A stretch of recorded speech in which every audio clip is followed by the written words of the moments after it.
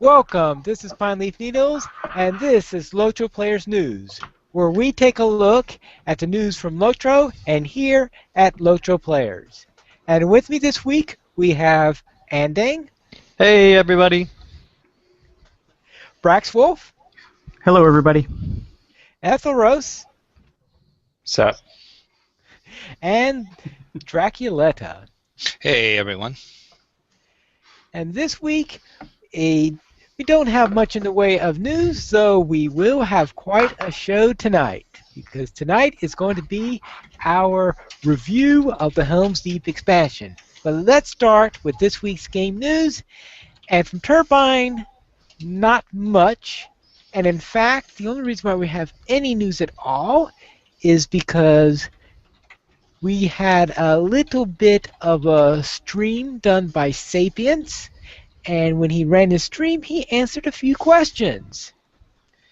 And Ethelros, would you like to take this, or would you like me to handle it? You can handle it. It's not like I'm doing anything else right now. All right, very well. We have our first thing he mentioned is that 12.2, which of course would be the January patch, is likely going to be late in the month as opposed to early in the month. And that is most likely only going to contain bug fixes and balance changes, which I have a feeling there are a lot of people who agree that the game is in need of a few of those at the moment. I don't think anyone's going to disagree with me. Nope. I didn't think so. I was keeping quiet. Yes. Yes. Sapiens says that the decision has been made that the Rift of Nurzgashu will not be scaled because they figured that this is one of those dungeons where people have such a nostalgia for that if they did it, the cries of this is not the way to do it or whatever, or even you can't split that, it's sacrilege, and everything like that will come out, and they decided better not try to scale it at all. Yeah, I think that just about anything they would do, unless they... I think if the only way that they could do this and not make a ton of players angry would be to leave the old one there, and then also have an updated one that's broken into different things for players to do. I think that would be the only way to do it, and then let the players decide which one's better. Well, I should clarify that the response there wasn't by me. That was me paraphrasing what Sapien said. Right.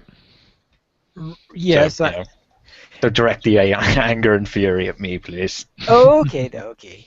Now, I should say that there are two parts of the Rift of Nurzgashu that were implemented as a skirmish. Yes. Yes, but the bulk of it, the entire thing, is not going to be scaled.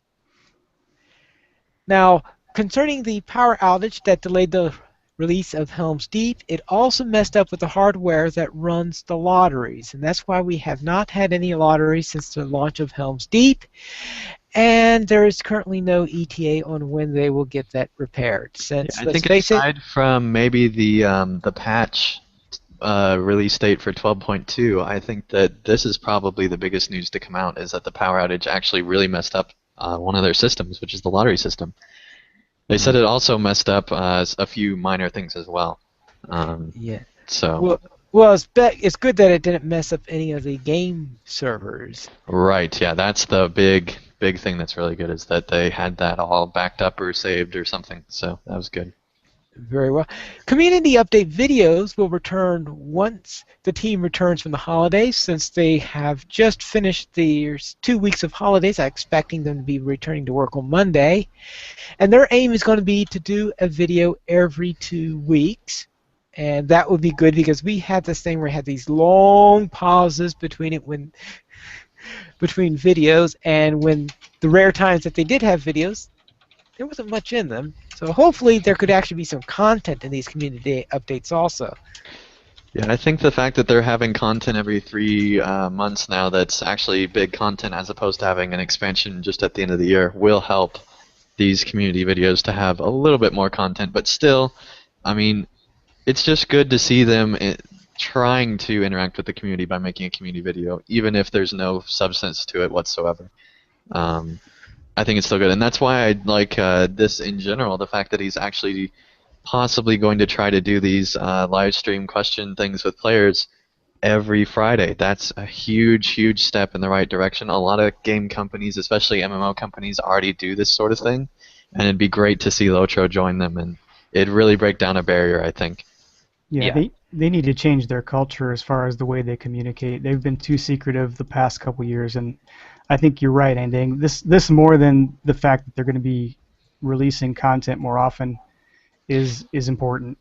I mean, the fact that they need a players' council to tell them stuff should show how out of tune that they really are with their community, if anything.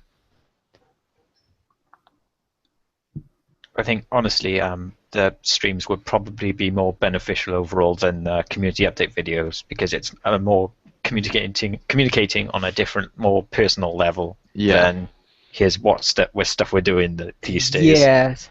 But let's face it, a 6-hour live stream is probably not going to be watched by as many people as as a community update, which is short. That is true, but I believe he had well over 500 people watching at any point, so that was Oh well, Yeah. pretty surprising. So much for that hypothesis. But still, I doubt very many people watched the entire 6 hours because that's a long Yes. time. He only meant to go 2 or 3, I think, and it ended up going a lot longer. Oh, yes. How many times did his hunter die? No. Yes. There will be no new instance clusters released in the near future. This is no surprise to me because I think that's what they've been saying all along, that they were Yeah. not expecting to have any instance clusters for this. Yeah, pretty much. But everybody keeps on saying, well, maybe, or something like that. Yeah. I was hoping they would. I don't know what the near future means though. Does that mean all of 2014? Well, I would I- expect so. I would say that's probably the idea of it, though. It's possible that late in 2014 they may be considering something because that's a little far away, but definitely not in the first half of the year. Yeah. And also, Anding already mentioned a bit about live streaming on once a week on Fridays if he can do it.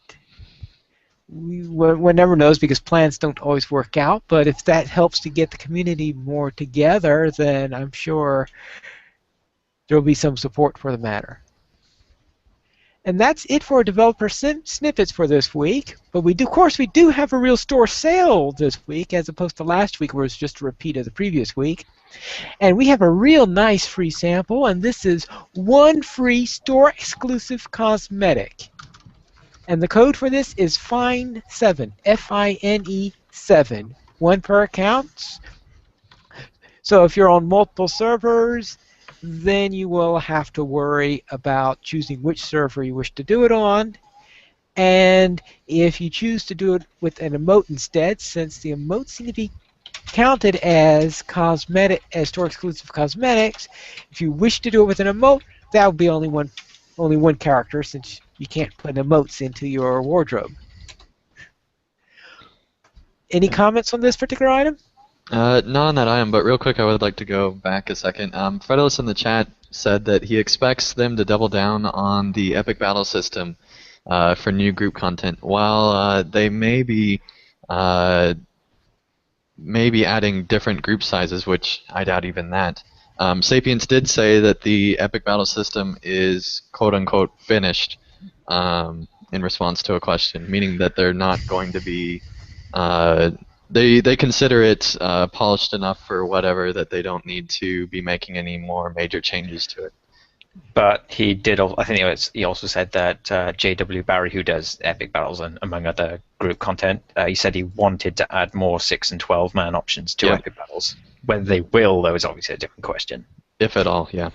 Yeah. Yes, there's always things about resources and all that fun stuff that you have to worry about. Very well. Are you done now? Yeah. Very well. All right. So now, Sorry for interrupting, almighty pine leaf. I'm sorry. anyone have any comments then about the store cosmetic? Has anyone spent theirs yet? No, but I it have is a not good. yet. It is a good sample though, so give him credit. I'll give him credit for that. Yeah.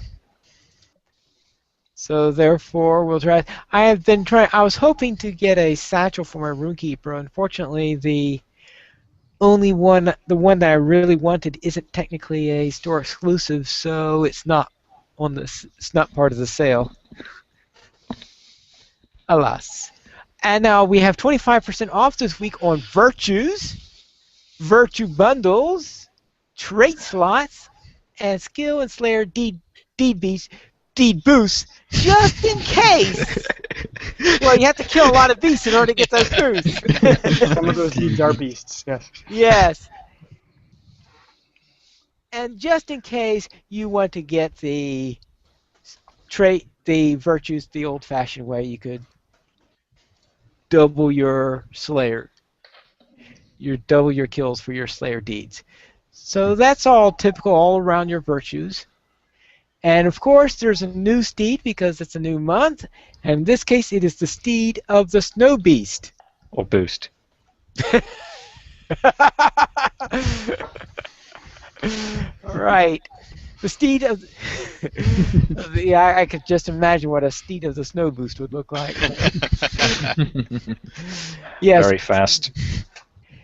And we did have a picture of, I believe it was Golden Star, who showed us, had a nice illustration of that. So it's a tongue-in-cheek style mount, which I think some people will really like, and those who want a real serious mount will probably ignore. I think it's just nice they finally made one that's not a blanket thing. Oh, yeah. You got a good point on that. I mean, even if you don't like the style, it's at least somewhat creative. Okay. Yes, we will have to give it points for that. So let's go to site news. For the first item is the Trapper of Foes Hunter skills.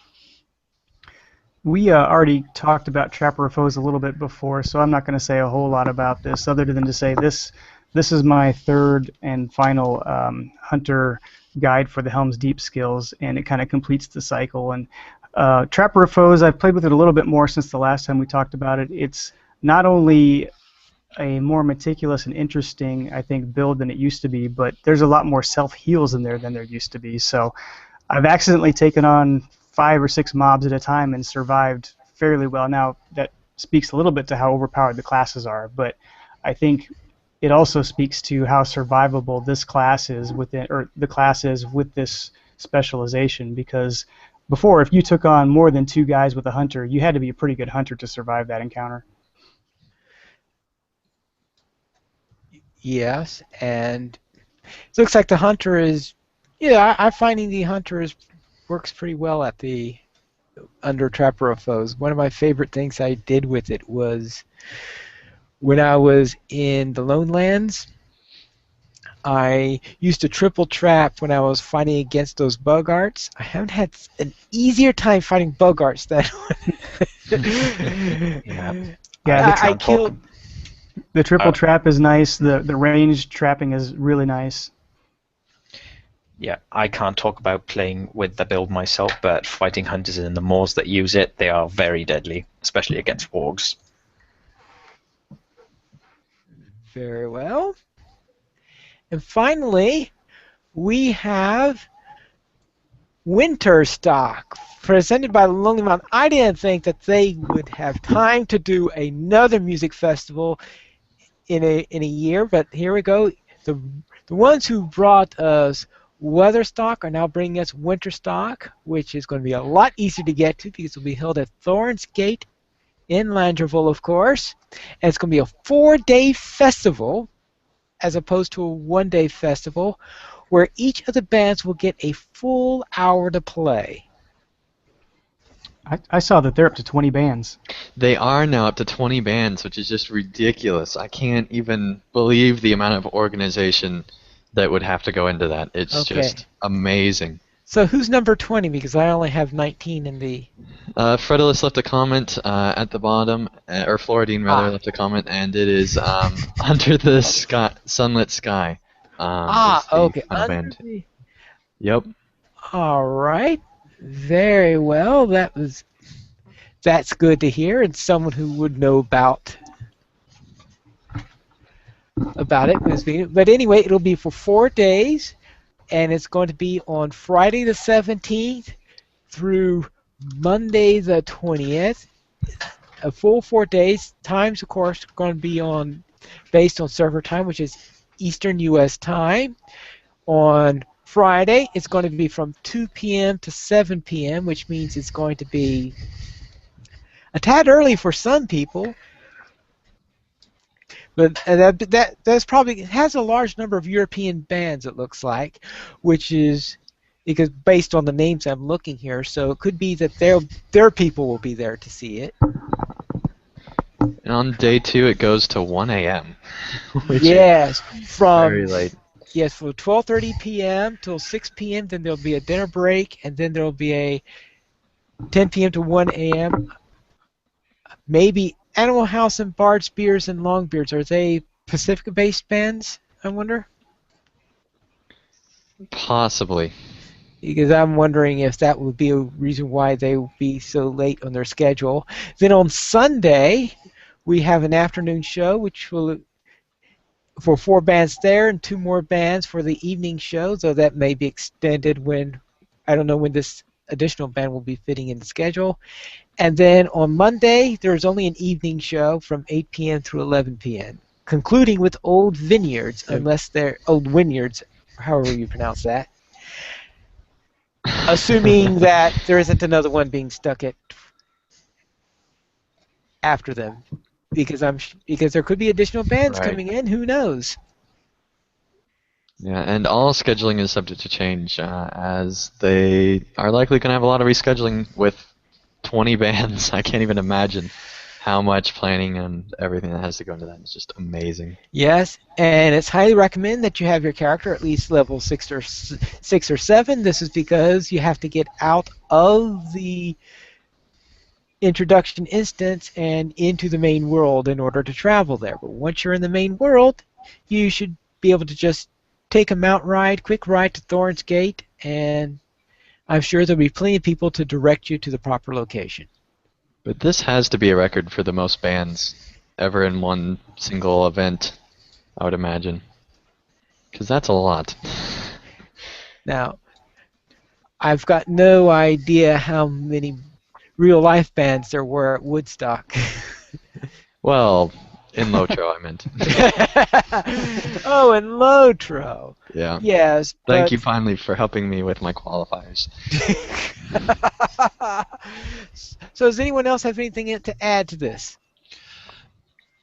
Can I just go back one quick second to the Snow Beast?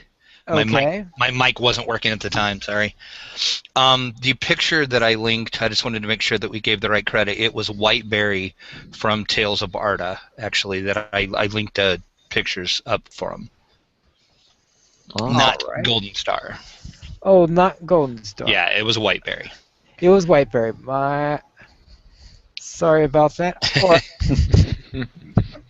one always has a little bit of... One gets the names confused on occasion, yes. Either that or I saw it from a different source. Okay, yeah, that's right, because the picture I saw came through my feed, through my RSS feed, and the one from the RSS feed was from Golden Star. So that's the reason why I said Golden Star, is because I got mine from Casual Stroll to Mordor. I think you're just confused. Yep. Yes. Pretty much. With that said, I will turn the show over to... Oh, Brax has no pick this week? No. No, Okay. because it was our pick on episode 26. Yeah, okay. Since Brax has Speaking no of being pick, well, confused. we'll hand things over to Andang, who will guide us through our Helm's Deep review. All right, thank you, Pine Leaf, and it's time for our Helm's Deep review. So just a quick reminder that this is a review of an expansion, Helm's Deep, not a review of a side zone. So we are comparing this to other expansions, not side zones. That being said, you can compare the side zone to the expansion if you just compare it as one small part and factor in how much it actually is worth. But let's go ahead and go on into the review. So we have several categories: the epic story, side quests, landscapes, epic battles, class changes, crafting, and a random assortment of other parts of the expansion. And so we will be going through and then, of course, giving our review score at the end. And this time we actually had a poll for people to vote. So if you're in the live chat, you can actually still vote by going to the poll. And we'll be taking the top 3 scores to also feature with our own review scores. All right, so let's go ahead and go into the epic story. So, as is tradition, that has been happening for pretty much the entirety of update talks. Pineleaf is always the one who summarizes the epic story, and I would not want to deprive him of such an honor of spoiling the epic story for every single person that listens to our show. So I'm going to go ahead and give a spoiler alert. So if you want to skip ahead probably 10 minutes or so, if you're listening to the podcast feed, or if you're in live chat, come back in about 10 minutes, and we'll be moved on to stuff that's hopefully less spoilery. But finally, if you could go ahead and go step by step through the epic story, what happens, and we'll probably interrupt you saying, "Oh, we love that part," or "No, that wasn't very good," or whatever. But go ahead, Pineleaf, and let us know what happened. Right. There are 3 books within the epic story. We have Book 11, Book 12, and Book 13. In Book 11, it is essentially the story of getting to Adoras and finding out what's going on there. Essentially, we get there around the same time that Gandalf and company get there, and we get to view some of the events that took place in the book, the healing of Theoden, the decision of Theoden to ride out with everybody, and trying to find out what is going on from the point of view of what is Wormtongue up to. So it's very centered on Adoras. Get to Adoras and see what's happening there. Yeah, I really liked the intro here where you go straight to Edoras. There's no messing about. You just go straight there, and it gets you right into things. And then you stay there for a lot longer than you thought you were going to. Yes, it kind of slows I saw down. you. Yes, I saw you in your playthrough. Surely this is it. Now, wrong. Yeah. I think this is another good example of them expanding heavily on like a footnote in the books. In this case, what Grima was up to. Because I mean, imagine like the stuff he was doing with Thin is only part of it, a very small part of it. By the sound things when questing around, he's done quite a lot of stuff, and doing all that takes quite a while. Right, and you Yeah. know that he's had to have been poisoning his mind for a long time, so it was nice to, in a very short amount of time, explain that to players, I think. Maybe a little bit too good, but they did explain it. Oh yes, and he was up to quite a lot of no good, and as well as his agents. In book 14, this is the standard tour guide book, meaning you're taken all over the various other zones within the expansion, going to them, doing something quick, going from place to place, ostensibly in order to find. First of all, of course, is to visit Aylmer's home, seeing if everything's all right there. But after that, we're trying to find out who the traders are that are still working for Wormtongue that we haven't uncovered yet. And since we're looking for traders all over the place, it's the good excuse to have our tour guide book, which, of course, you're always going to have in LOTRO, because that's sort of like one of the things they like to do in the epic quests. And then, any comments on book 12?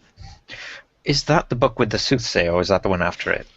That ends. The Soothsayer is near the end of that book. That's the main thing then, because this mostly is just a tour guide, aside from that one instance where it's a huge bombshell drops on you. Yeah. Oh yes, actually. that is quite a bombshell. And of course, Um, and of the two bombshells mentioned in there, Horn completely, I think, misunderstood one, and and he Hmm. wasn't present for the other. Should we actually say what they are here? Yeah, we can, as there is a spoiler alert out, so you can spoil whatever you want. Okay, if Manif wants to say it. All right, all right. First off, in the words of the soothsayer, uh, Nona kindles. Okay, it's an old-fashioned way of saying she's pregnant. Right, and as right, and therefore, of course, Horn apparently went completely over his head based on his reaction to what's said there. And the other item in there is, of course, is the soothsayer makes it clear what we all expected that read the poem at the end of the Pelennor Fields, and that, yes, his name is Horn is not a coincidence. It's the same Horn mentioned in that poem. Mm-hmm. So he's going to die. Essentially, that's what it means. Is right, because if if your name is mentioned in that poem, you're probably you're dead. Which means that somewhere down the line it's going to really suck. More As tragedy. if Wilder Moore wasn't bad enough. But yeah, but we were expecting him to die. I'm sure. I don't think there's anyone who. I know Well, some people it kept is on. only a note in the books. Not everyone knows about it. True, but anyone who's. I know that there were some people who heard about Horn's name being in that list, saying, "Well, maybe he's a different Horn or something like this." But let's face it, they used that name intentionally. As soon And as I it's not saw the the name. yeah, it's not the only case of them doing that either. I know there's one guy in Helm's Deep. I think his name is Dalewine.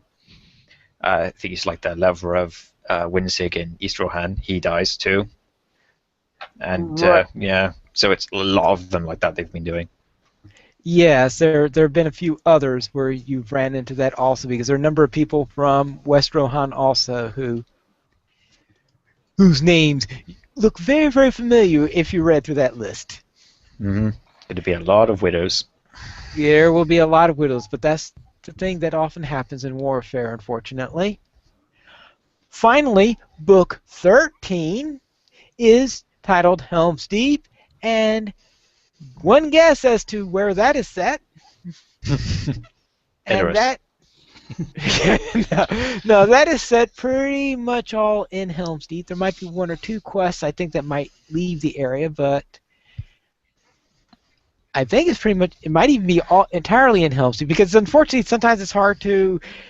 In this particular expansion, more than any others, it's hard to separate sometimes where the epic quest starts and the side quests begin and things like that. And So, I think that is possibly the strongest point, or one of the stronger points of this expansion is when they have these side quests so intertwined with the epic. It makes it seem like a much better designed story as a whole. right, it's a lot better than the entire thing that they had in Isengard, where, Right. all right, help everybody you want to, then I'll meet you at the next place. Yeah. That's probably Always. the worst version of this that we've seen, yeah. Or Shadows of Angmar, where you're going back 20 levels later. Well, yeah, there is always that. And in that one, in Book 13, is of course also where you have the epic battles, and they have a thing where you interact with various objects in order to go to various stages. So there are 4 stages of Helm's Deep that they have. The one you arrive at, the one where you fight at the dike, and It's where the army's outside the walls, but hasn't right, actually attacked yet. right, the army's outside the walls. Then you have the armies inside the walls. Then you have it just before dawn. So you have 4 different stages of Helm's Deep in which to interact with. And you also get to do some other fun things in the area of Helm's Deep. For example, an old friend decides to break into the glittering caves during one of the during one of the epic storylines, and we finally get to take care of him, which I'm sure people have been wanting to do for the last 2 expansions. That was Yes, very and satisfying. his Yes. defeat by the person who defeated him was probably the best part of the whole thing. Yeah, when I ran through that with Vandang and Strider, it was hilarious. It really was. It was awesome. We just stood back and let her kill him. It was. Yeah. I don't know why we're hinting at this. You might as well just say it. Yeah. He gets defeated by a little girl. Yeah, that is so. The mighty good. Falcon gets defeated by. Mighty. Now we did, of course, soften him up quite a bit. But No, yes. just her, Pine Leaf. Don't take away her moment. Come on. Oh, right. Yeah, okay, yeah. Let's not. She might be listening to this. Come on. Okay, you got a point there, and you got a point there. Yes. And you certainly don't want to get on her bad side. Well, clearly. Yes. And all right. So, anybody else have any other favorite epic moments? Yeah, so since let's go ahead and stay on the whole subject of phasing since we brought that up with Helm's Deep. I'll go ahead and let Othello start talking about this, but what are your thoughts on the phasing with Helm's Deep? I don't even know where to start. Well, I mean, even before going into Helm's Deep, there's lots of little bits of phasing, like in Oldburg, where you're fixing up part of the certain buildings and stuff. That's good. I like having little bits of phasing alongside the huge stuff, like Middlemead. If you don't know, it gets totally burned down, and there's no one there, no supplies, no vendors or anything. The only thing that's still there is the stable. And then obviously when you go to Helm's Deep, there's the 4 different versions. Each single one is incredibly detailed, like you can walk around the whole keep. There's lots of different things, like on the first one, all the soldiers are up on the wall. On the second one, they're fighting and trying to not die. But probably the best one is after the battle is over, you can see the aftermath of the fight. There are corpses everywhere, piled up underneath the wall and all on the field. But probably the thing I noticed most is just how many fallen Rohirrim there are laid out everywhere. I actually took the liberty of counting them. There were 368 in and around the Hornburg. So yeah. And what makes it the most impactful part is that they're not just like laid out all random. They're laid out in a fashion on each of these mats, and it's just so much more impactful, the fact that you see them each on these mats, especially inside the Hornburg. It's just amazing to see them there, where they're just all laid out in a very orderly fashion, and it just is very, very impactful. Definitely one of the most impactful moments in LOTRO, I think, anyway. And of course, with the NPCs around mourning and stuff, it really adds to the atmosphere. And then the actual battlefield is just amazing after it's over. So many games and movies as well don't think about the fact that after this huge battle, there's not just like a few bodies lying around. There's piles and piles of bodies, and it's a long, long time to clean up. Sometimes longer than the battle is the cleanup time that the victor has to take to just get rid of all the bodies that are there. It's just ridiculous, and I was glad that they actually went into detail about that. And while it is pretty morbid or dark, it definitely is much, much more impactful emotionally than I think LOTRO's ever had, probably.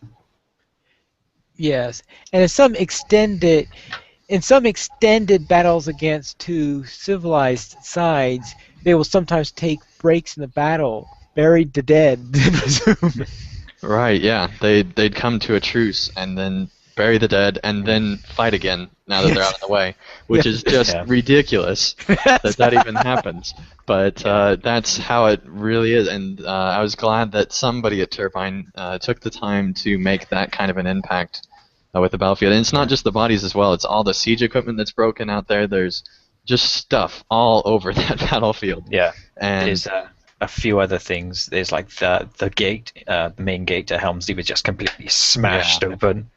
And then there's I was actually looking at the body piles at the wall. You can see that as they were getting killed, the enemies were climbing over the fallen bodies of their allies trying to get up. Like you can see them reaching Yeah. up as they die, and it's really good. And then obviously the final thing is the surprise visitors by the dike. You know? Right. Yes, the trees that show up outside the dike, which doesn't take place in the films either. So it was nice to see that take place as well. I think that this was probably a much more book-accurate version of the battle in almost every stage, I think. Yeah, I found it interesting that you finally get to see the end of the battle. I think it was added in update 12.1. 12.1. Yep. Yes, where you finally get to see it. No, not from the point of view of one of the defenders, but from the point of view of one of the orcs. Which is probably the best way to do it, really. Yeah. Yep. Yeah, there's probably no other character that they could have done without making it be mounted combat and have that happen. So yeah, that was really cool. Right. Yeah, it's definitely pretty amazing how they actually went through with all this phasing. It definitely makes me excited for what they're going to do with Isengard, which I'm sure we'll talk about later. But Yeah. go ahead, Pineleaf. By the way, the four different times for Helm's Deep, that technically isn't phasing because they had 4 different spaces. That is true. Yeah. Yeah, because if you look at whenever you are in one of the spaces and your quest is to another location, you see your arrow pointing like way far in the distance. Yeah, I did follow one of those arrows once in a playthrough that will come in a couple months, but yeah. And then one thing that I'm going to give another spoiler alert for this piece of information because, in my opinion, it is a spoiler alert again. But the Riders 4 are now the Riders 3. And they're currently, which there might be something later to allude to this, but if you're in the final version with 12.1, they added the Riders 4, and there's no longer 4 because they're standing around their dead friend. I don't remember which one died, but It was Oh, that's Layoff right, because Dag. okay, oh, you mean they're at Helm's Deep? right. Yeah. And what I like is that they didn't. Currently, there's no quest tied to it, and I hope they don't add a quest to it. Yeah, because that's for well, and you know there has to be at least one more quest to it because they tell you in Edoras that maybe you'll meet again. Right, but I did like that the current state of things is just a very subtle thing, and unless you look around in these places, that's a big example of a small detail that can easily be overlooked that's in these different areas. That's probably the largest detail that can be overlooked. Yeah. But there's just so much effort that they put into these areas. It's definitely just beyond anything they've done before in a single area, I think. Yeah, going back a bit onto the actual epic story, the question we were going to think about is obviously the epic story costs money this time for the first time in a very long time. Are you okay with it now that you've gone through it? I am definitely okay with it now. I still don't understand why it costs money because of the epic. Like, I still don't understand why the epic costs money, to be honest. Because there's nothing inside epic battles that needs to be part of the epic story, and with side quests being so intertwined with it, I don't really see the purpose of having them be part of the epic story per se. But someone over there felt like they did have to have it be part of it, and that's why they said that they're charging for it. So I don't have a problem with it. I just don't understand why they did it with their excuse. Well, if it's intertwined so strongly with the side quests, that's another because sometimes it seems like you have side quests that require you do certain parts of the epic, and I'm trying to remember. I think there might be 1 or 2 places where it's the other way around too. I'm trying to remember if there are. I think there are, yeah.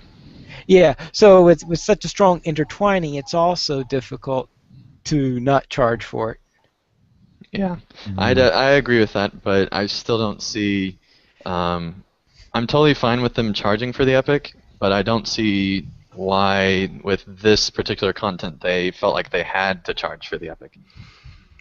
Yeah, I agree with you, Andang. And I guess to me, I look at it and I go, I see why you did it, but I think if you would have thought about it a little, you could have come up with a way to avoid it if you really wanted to. And I don't know Yeah. that they put that much effort into trying to separate it. Yeah, if I remember right, Mid of Line's posted saying he could have, but it would have been very evidently forced and not to the point that he would have wanted it to be. Yeah. Of course, that's his.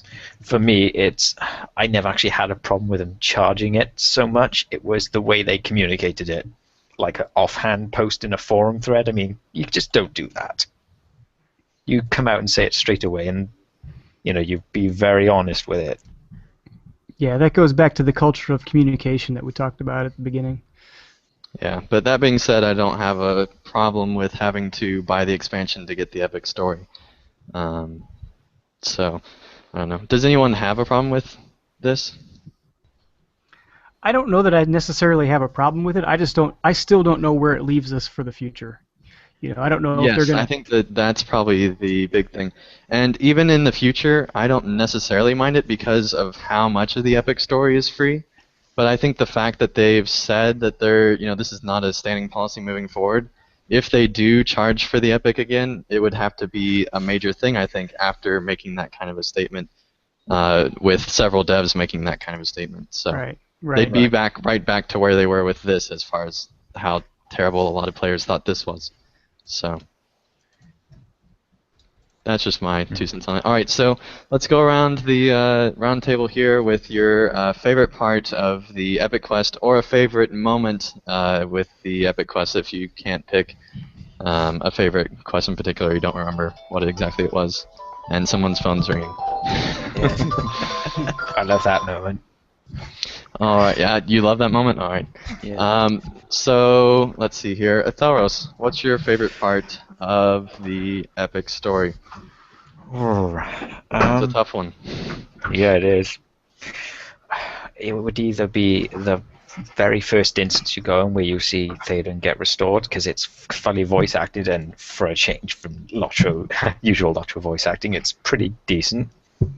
Or the very ending stuff with the final phasing stuff where the battle's over and everything. I just really like that final part. I mean, we talked about that just now, but I just really liked it, so it's one of those two. Okay, Pineleaf? I will say, well, are we still in spoiler alert zone? You can give another one. Okay. Well, and I'll just be a little bit more. So I will say when we finally get rid of a certain person that's been harassing us for a while. In the Glittering Caves? Yes, in the glittering Okay, caves. gotcha. All right, Braxwolf. I think the very beginning from the part that you cross the Entwash all the way to the part where they decide to leave Edoras. I like that whole section where you catch up with the Fellowship and you see what's going on, and Theoden snaps out of his trance and everything, or his non-trance, I guess in this case. I just thought that whole section was really well done, and it was a great way to start the expansion. Book 11, you mean? Yeah, yeah, pretty much. Except for those first couple of chapters, which lead you to Edoras. Yeah, I don't like the part where they send you to Wildermore first. Yeah, I would have to agree with that. But at the same time, it kind of flows if you're coming from the old content. So Yeah, that's the problem. Is that seems how every expansion the epic story caused. But at least we had a map this time. It wasn't the most advertised for some players, but we did. You do get a map to go right to that cave, so that's helpful. No, to the cave? To the Or Entwash. wherever you're supposed to go. No, Yeah, you get it to the Entwash. that's right. Yes. I go to the cave, then You use do the have map to go to the get cave. Yeah. Just don't use the map until you've been to the cave. Right. It'll save you a lot of time. Yep. Actually, if I could make one small addition to my favorite epic moment, it will be, the instance where Theoden walks outside for the first time, and he, gets his sword and everything. I think it's the small part in there where Eowyn is walking back into the Meadowsild, and Aragorn's like standing by her. She'll walk past, and he'll turn around and look at her, and then move on to the if they didn't get this sword. It's just a really small moment that most people don't notice. I just really like that. Oh, okay. I didn't notice I didn't look at Aragorn during that time. Yeah, I imagine most people did. I just really small detail there, and I just really like that. All right, and then assuming Drax not back yet, my favorite moment of the epic story has to be, and I don't know if this technically counts or not, but I'm going to make it count. The phasing at the end and just not the epic battles part of the end, but the everything at Helm's Deep that's not the epic battles part of the epic. I really, really like at the end, and it's really hard to pick a specific moment out of there. They just got it so right from the books, way more than the films did for sure, and just the little subtle details that they put in make it just be this amazing, amazing moment that's unlike anything I've experienced in LOTRO and possibly anything in any game in general. It's really cool what they were able to craft there. And definitely a good conclusion to the story. But there were a lot of good points in this story with the transformation of the reveal of Gandalf and then the transformation of Theoden and going into the evacuation of Edoras and all the problems that go with the zone and all that stuff. It's pretty it's a pretty busy epic story for the most part. Yeah, probably the only slow part of it is the first half of book 12 where you're just exploring the different areas. Yeah, it definitely does slow down in there, and that's probably my least favorite part of the epic if I was to pick one. Yeah, but usually you're doing so many side quests around that time. You don't notice it. Though there are a couple times where you're saying, "Oh yeah, let's get the epic along the way." Yep. And I'm assuming Drax not back yet, but he might be. No, I'm here.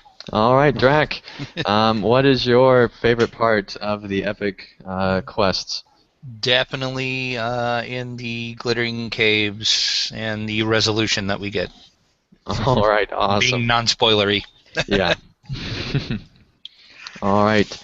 And side quests. This is an interesting category, but were there any side quests that you did not like? Anything that stands out? We're going to go ahead and start with Brax. I don't remember the specific quest, but I remember the area in Woodhurst where the Thane has been injured and he's in the cellar. It seems like I've got to run back and talk to him about 20 times, and I really got tired of that little city after a while. All right, Pineleaf.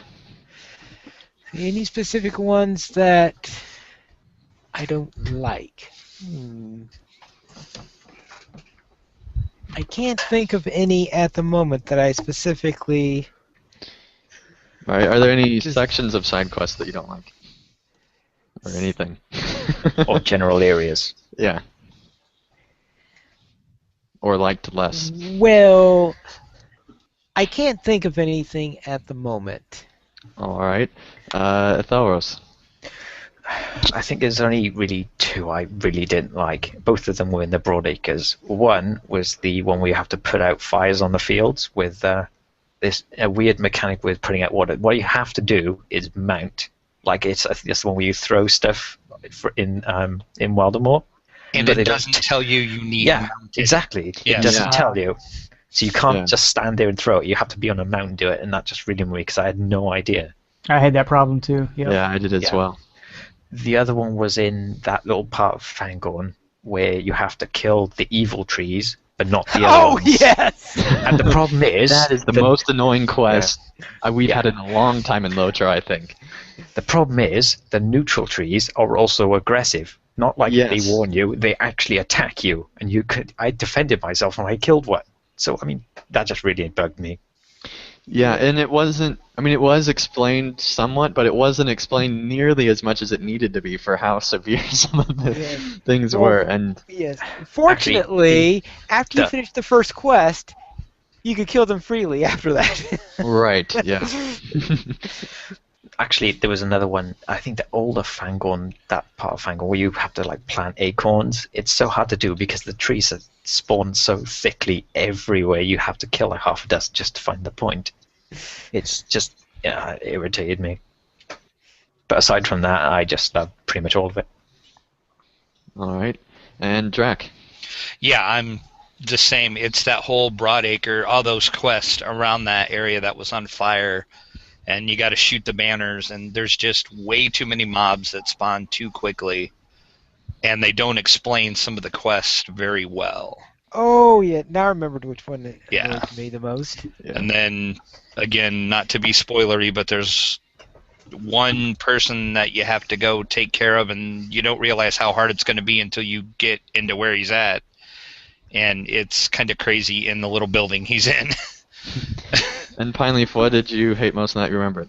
Well, I remember that when there's this quest where you're supposed to be looking for goblin spearmen, and the spawn rate of those goblin spearmen all over the place is so sparse that it took me 30 minutes to find 6 of those things. Yeah. I That remember kind of leads into mine. That quest was the start of me not liking a lot of the side quests in that area, because not only were you not able to find those guys very well, but then there's a later quest that has you find the other goblins that are also somewhat hard to find, but they're a little bit more common, thankfully. But you've already had the irritation of the previous quest, so then that quest becomes annoying. And really just between about 88 to 91, those quests in there felt a lot more old quest design, where there's a lot more collection quests or hard enemies to find, or you're having to go all over half a zone to kill an enemy and hunt them down and find them. And so you have to do a lot more searching for enemies, which isn't bad if it's spread out. But the fact that there were so many quests all together right there that were exactly like that kind made it not be fun for me at all. And I had to take a break for a few days and couldn't continue for a little bit because it was just so frustrating with that old quest design. So much all in a row. But anyway, so now let's go on to what your favorite side quest is. And we're going to start with Brax again.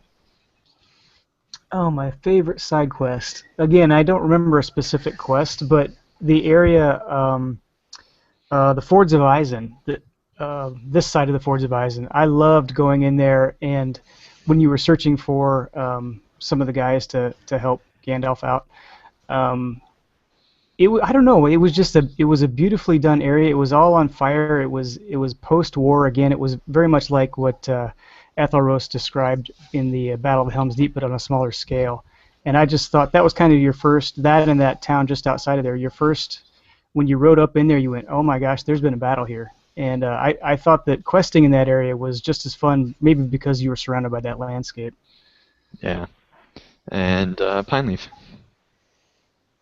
Favorite side quest. All right, we'll go on to Theros. Yeah, go on there for a moment. Yes, thank you. God, there's just so many I liked in this. Notable ones: the Fox quest in Edoras. Yes. Jesus.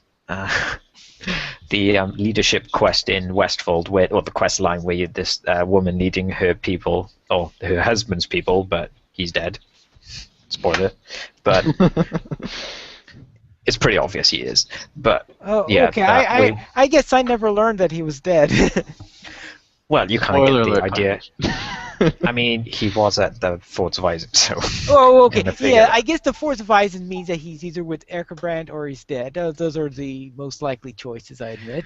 Yeah, that or the just overall plotline with Grimbold, because he has his whole storyline of him being just completely broken after trying to stay and defend the fords and stuff like that. It was just really good. I liked how it gave that much attention to a relatively minor character. So those. All right, Drac. I really enjoyed all the quests in Woodhurst with the ones that Brax actually hated. that whole quest line I really enjoyed a lot. All right, any part in particular in that you really liked?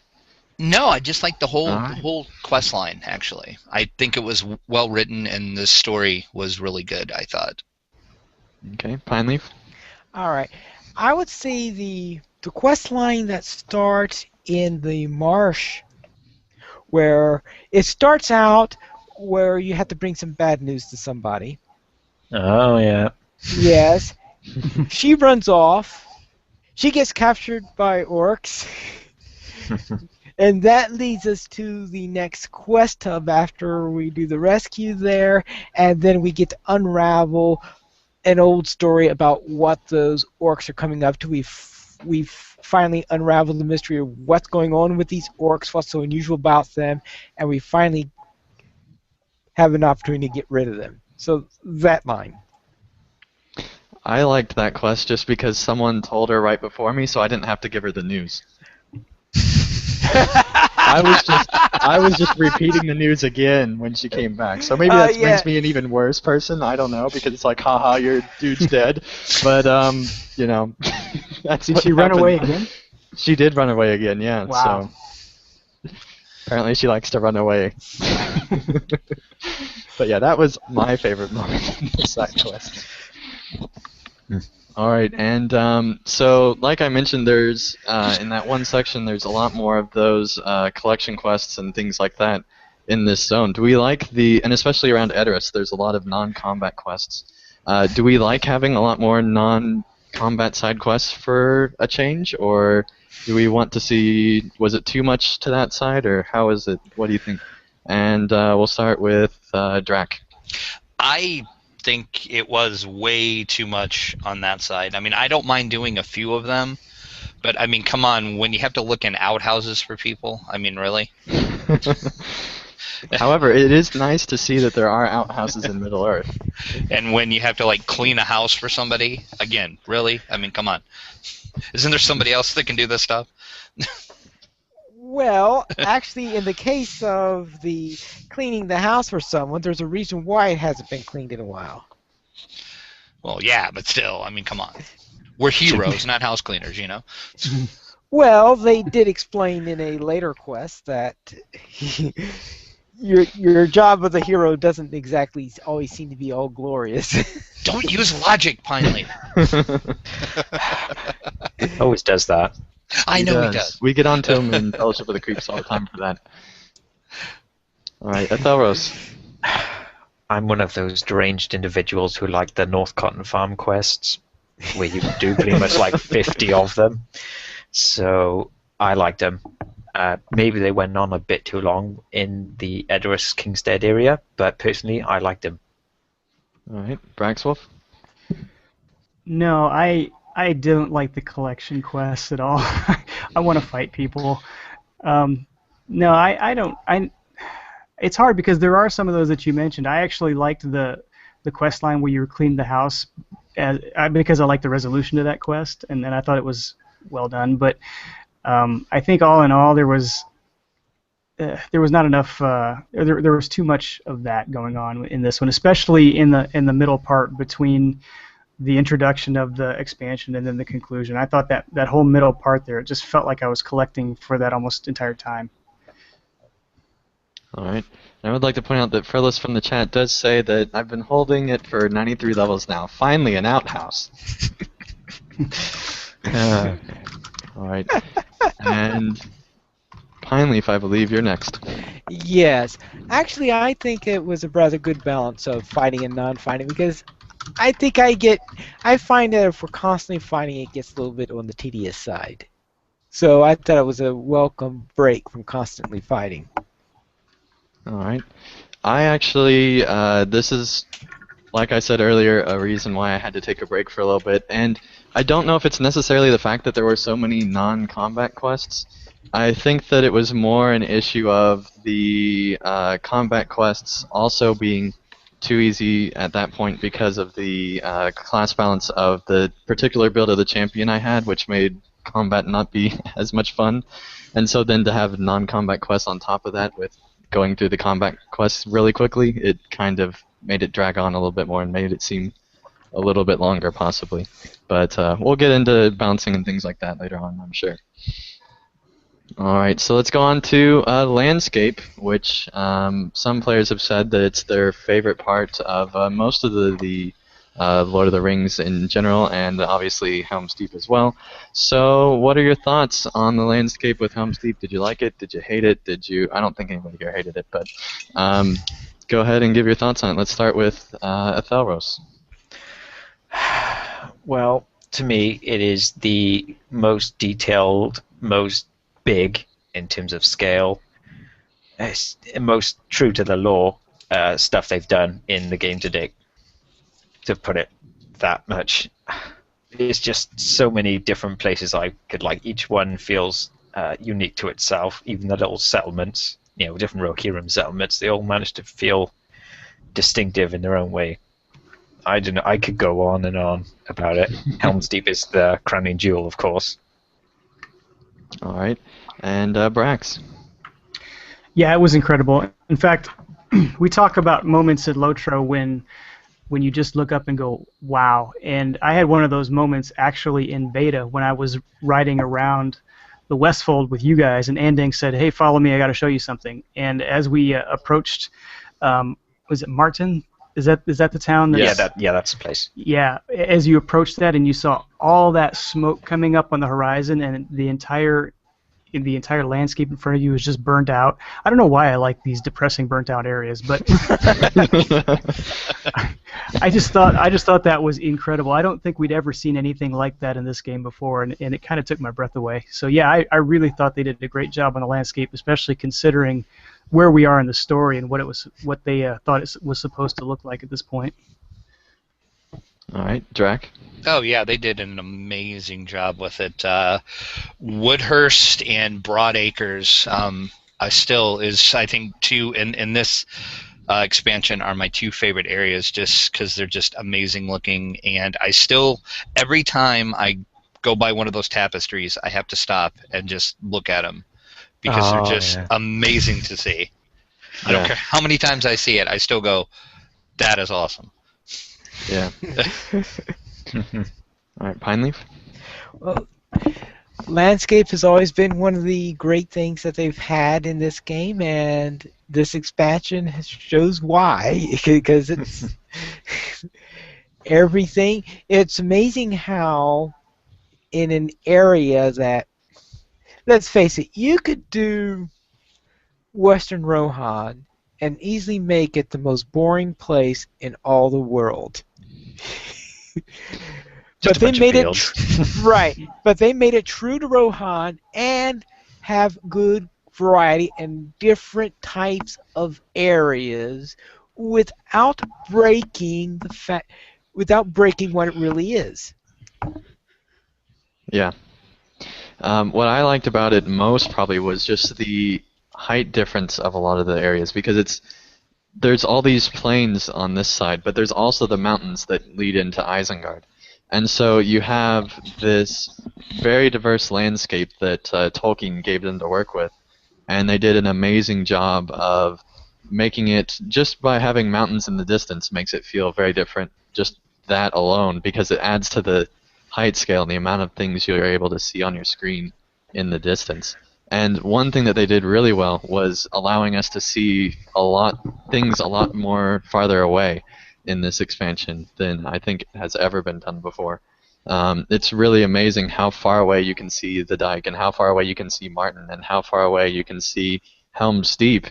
And my favorite part is easily Helm's Deep, because it's just so perfectly out of the book, and so the scale of it is so big.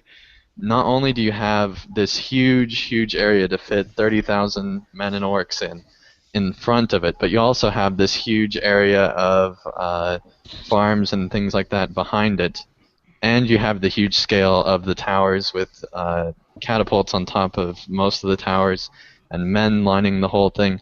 They did such a great job of making it have this huge scale, even if epic battles don't necessarily do it. But they did a great job of having there be this scale and feel. And the first time that you come up on Helm's Deep, it's just amazing to see just how big Helm's Deep actually is. You never see a single structure in LOTRO be that big, I think. And that's probably the most impressive part of it. Go ahead. I remember. I was just saying. I remember in beta getting lost in the keep so many times because it's just that big and it twists and turns everywhere. And it's just huge. What, Not to you mention don't? not to mention the 4 different versions of Helm's Deep. Each one is, as we talked earlier with the Yeah. phasing stuff. Each one is amazingly detailed. Yeah, I thought I was going to spend my entire time at Helm's Deep normal, but I think I'm going to spend my entire time at Helm's Deep After Dawn because it's Yeah. such a cool area. Mm-hmm. Yes, but the thing about Helm. Oh, sorry, I lost the thread. All right. Well, Pineleaf's trying to find his thread. We're going to continue on. So this may or may not be a good question after what we just talked about, but is the landscape what you imagined? Is it beyond what you imagined? How is the landscape? And this is just an open question to anybody. Okay, for Helm's Deep specifically, it's not actually anything like what I imagined it would be, because I think, like a lot of people, had in my mind the Peter Jackson vision. Plain stone. There's not a lot of towers on the wall. It's just flat across it, and yeah, it's way better than what I thought it was going to be. And the same goes for every other part of West Rohan too. I just actually hadn't imagined how detailed and different each area would be. It's just cut above. Yeah, I agree. I guess I kind of expected a little bit more like the Easton Net, just a little bit more of that with Helm's Deep tacked on one side. But really, what we got was a lot of different areas with very different geographies and even different cultures within the cities, and I thought that was pretty neat. It's amazing how many subcultures you can have within the same culture, because they are all true to Rohan but had their own subcultures. It really is amazing. It doesn't even feel like they're stretching it either. It legitimately feels like there's all these different cultures, and I think that's probably the most credit that they deserve for Helm's Deep is the fact that they're able to make each and every place feel different and make you want to keep going and explore Rohan as a whole zone. Alright, and let's go ahead and go on to epic battles. So, epic and the battles. tone drops. So epic battles are definitely an area of controversy among the community. I think we can all agree on that, whether we like them or not. And so we're just going to go ahead and start talking about the different mechanics of of epic battles a little bit, and then we'll move into whether we like it or not. So first of all, what specialization do you use in epic battles, and why? And we'll start with Athelros. Well, people who have been doing these with me, and I especially, knows that I run heavy engineer. It's just the one I always wanted to go for. It's completely different to any other playstyle you've had in LOTRO before. I mean, the closest thing is hitting the catapult ballistas once in was it Thanglehad? Mm-hmm. It's just, having the traps and using the siege weapons and building barricades. It's just, I really like doing it. All right, and Pineleaf.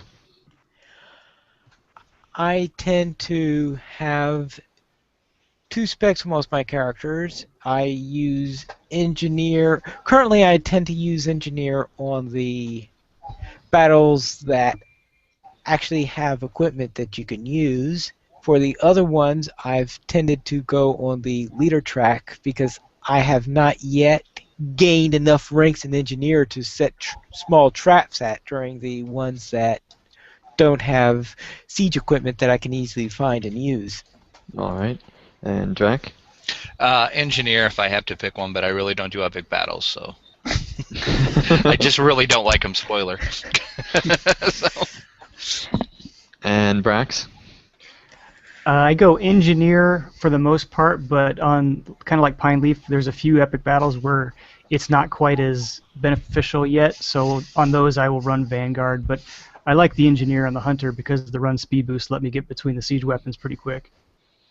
All right, and I currently go engineer. and I really enjoy going through engineer. It's definitely the most, I'd say the most you're allowed to do that's different from what we've done in previous parts of LOTRO. Do we think that the engineer's an overpowered version of the trees right now? Hmm, it's definitely a lot higher than the other two are. I'm not sure whether I'd say overpowered. In certain ones, it definitely is, in terms of what siege weapons can do. But It's hard to say because for me, it's the most readily apparent that you're actually making a difference. Because very early in the engineering tree, you get to have load and crank contributions, so your actual contribution to the siege stuff is seen right away. So I guess I don't know. I haven't gotten very far into the trees, but it seems like that's the one that you notice first. All right. And no one is running Vanguard at all. Surprise! Does anyone consider the Vanguard viable, or even to broaden that even more, is there a way that the Vanguard could be viable? Well, I actually am running Vanguard sometimes, but I haven't really seen. Again, I will pop that thing when I get a kill streak, and I don't know what it does. So it may just not be apparent to me what it's doing. I think the problem with Vanguard is that it takes so long to get the kill streaks for the skills, and then after you use them, they make that big an impact because your normal skills do almost as much damage, and sometimes more. So really, it's more like the passive buffs that you get, like the run speed especially, that help it out. Yeah, I think that the one way it could really help out even more is by getting, say, an AoE stun or something like that that the champion has, and giving the Vanguard that as well, so that then maybe every class could have an AoE stun if they go Vanguard line. Or something like that where you're doing a lot of AoE damage or something like that to really be impactful, because right now I think that isn't it a lot of just single target and then there's the run speed boost? Yeah, there's some damage bonuses, but I think that especially if you're a class that does single target, then you don't have much AoE. Yeah. Well, anyway, I'm sure that they're going to look at that and possibly improve upon it, assuming it needs it. At the end of the day, they're the ones who decide, so. Let's go ahead and move on to what do you not like about epic battles? We'll start with Dracula on this. Gee, thanks. I think I said it even in beta when we were all running around together, and I'll still say it. To me, it's too RTS-y, if that makes sense. I'm not a big fan of RTS games, and epic battles to me is just RTS. And I don't think it makes sense in LOTRO. It just seems kind of like a fish out of water to me. It's just like something they just threw on just to be, let's make this, cool, and we'll just do this. Well, it's an RTS. It's a very poorly done one. Yeah. But, like I said, that's just my thoughts on them. But now, a lot of people have told me if you do them in groups, they're better, and I have only done them solo. Oh yeah. Other than in beta, Yeah. But they were broken then. yeah. They were really broken then, more than they are now. But if maybe I run them in a group, I might change my mind. I don't know. Yeah, currently I can't even run them solo. Partly that's because I started out running them in a group, and I know how much better they can be in a group, so I can't do solo with epic battles. Anyway, Brax. So my biggest single complaint is that this is something we mentioned before Epic Battles even went live, is I still don't understand the reward system. I see the little bar fill up on the side, and I see that I've accomplished a goal, and then at the end of the day I get here's your bronze, and I go, okay, thanks. I don't know why I got a bronze, but It's really just, it seems a little arbitrary the way you get rewarded on epic battles, and I still don't understand what constitutes. I think I did one last night and I lost one banner out of the entire thing and I got a bronze, and I'm thinking, boy, I protected all those other people and I got a bronze. I thought What that about was the pretty side good. quests?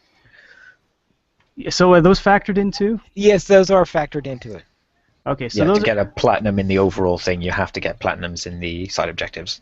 see, that was not clear to me, I guess, and I've done about 6 or 8 epic battles, and so anyway, that's kind of my complaint, is I don't understand how the scoring works. All right. Atharos. Okay, I'd say there's probably 3 or 4 things. One is that the reward system only gives jewelry for some reason. I still don't understand why they don't give armor pieces. I don't think they've really explained it that well either. Another is the bugginess at launch, and still buggy. The 3-man of the Glittering Caves is probably the most bugged version of all. It's just a mess, like as we found out in the run we did. It just, something's wrong with it. Was to a point it wasn't really acceptable to have it at a game launch, especially when it's one of your flagship features. It should be a lot more playable than it was. Third maybe is it's difficult to explain. It's the lull you get in combat. I'd say especially in the dike and the Glittering Caves. It's where like you defeat a wave and then you wait a bit, then the next one comes. It's kind of like stuck there doing nothing for that time. It seems like it would be better if you were constantly seeing the waves come at you. It would feel more intense, like you were actually being pressured, rather than, oh quick, let's give them a chance to breathe and then attack. It just doesn't seem to make sense to me. I think especially in Glowing Caves, where unless you really look for them, you can't even see the waves that are coming to attack you until they get right up next to you. I think that it's a really big lull in the Glowing Caves because you can't see the enemy coming at you, and so I think that's probably the biggest issue there. And then there's certain other lulls, like say in the Coombe, where after you complete the side objectives, the battle continues on for a bit, but you're not going to lose because the waves are that weak that you're just waiting for the battle to end.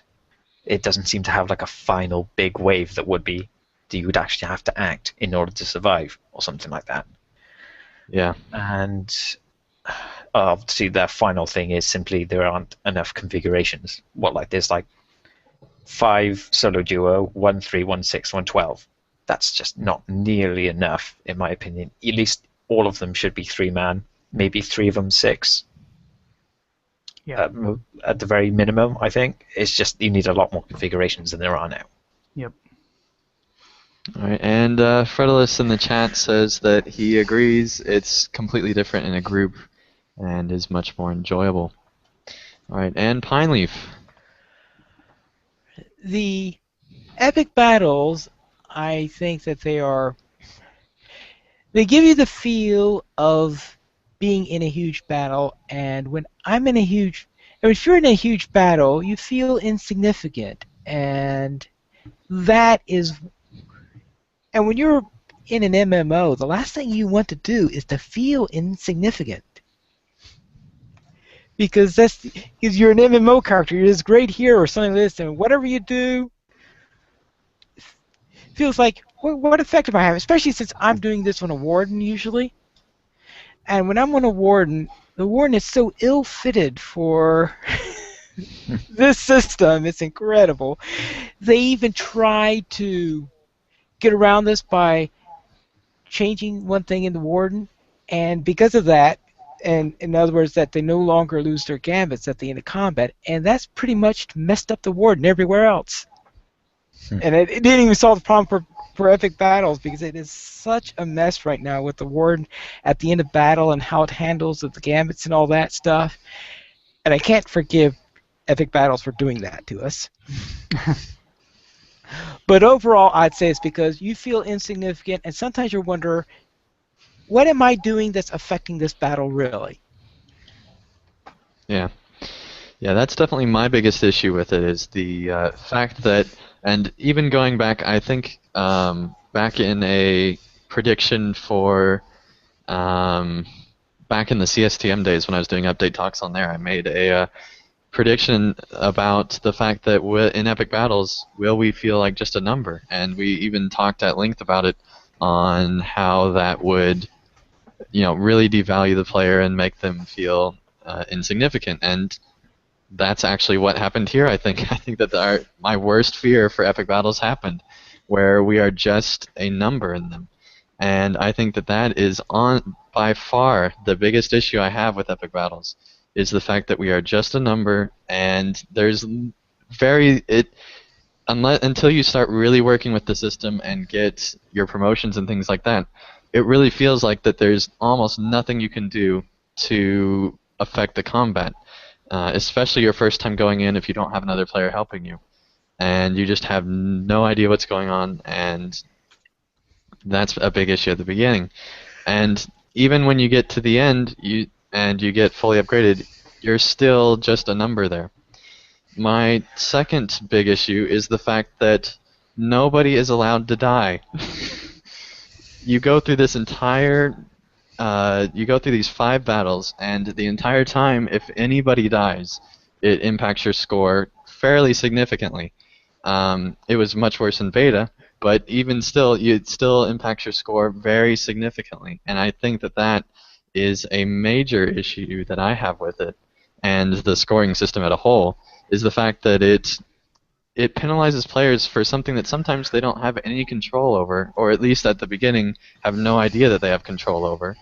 And I think that's a really big issue with it, that you are penalized for every little thing that you lose, and especially when there's 2 lanes coming, it's very hard for certain classes especially to defend both lanes, and being penalized for losing a soldier that's in another lane can be very, very annoying.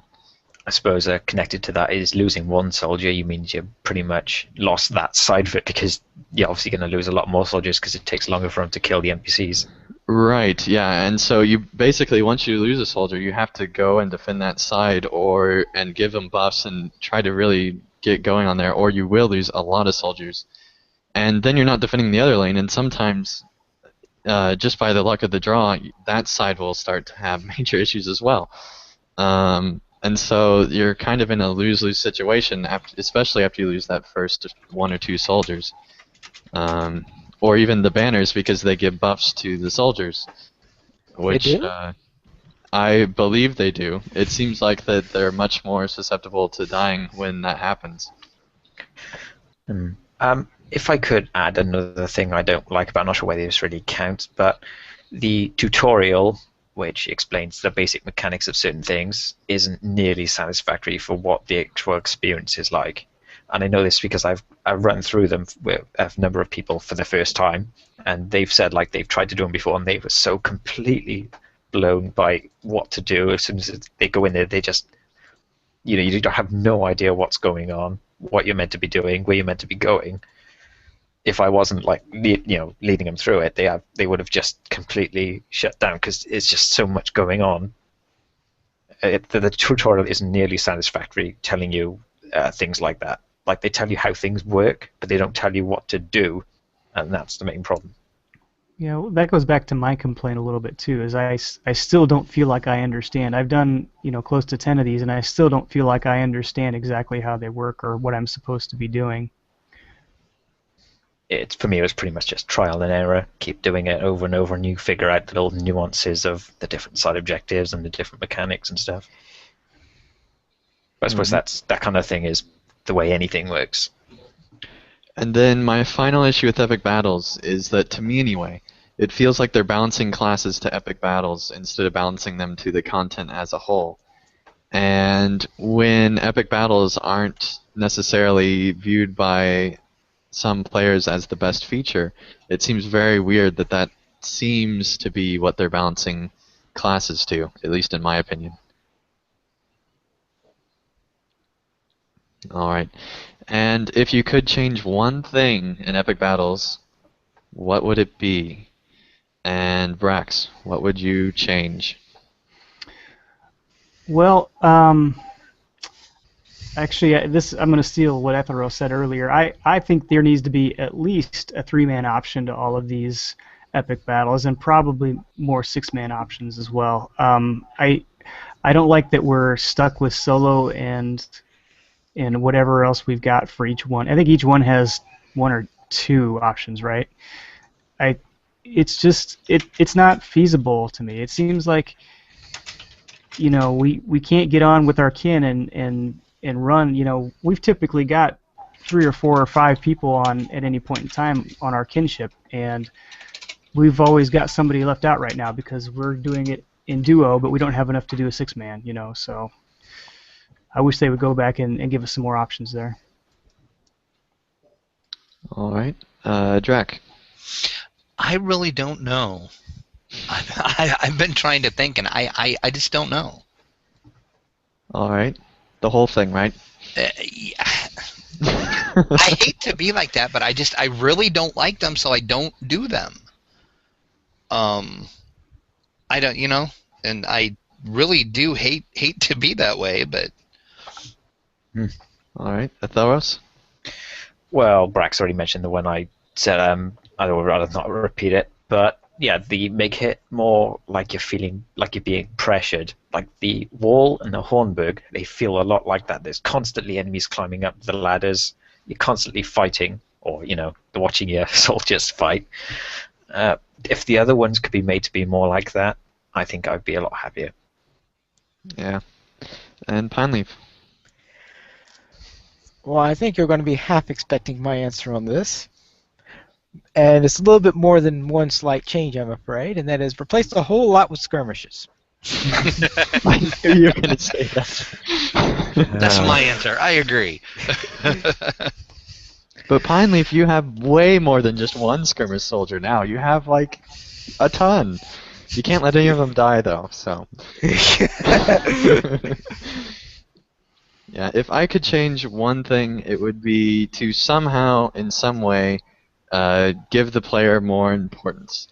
I don't know really how you would be able to do that, how you would be able to make the player feel like they're having much more of an impact, but somehow allow us to have more impact. Now, the side missions kind of allow that, but they're referred to as side missions, and so they don't feel like they're part of the main thing, especially when you're going through them.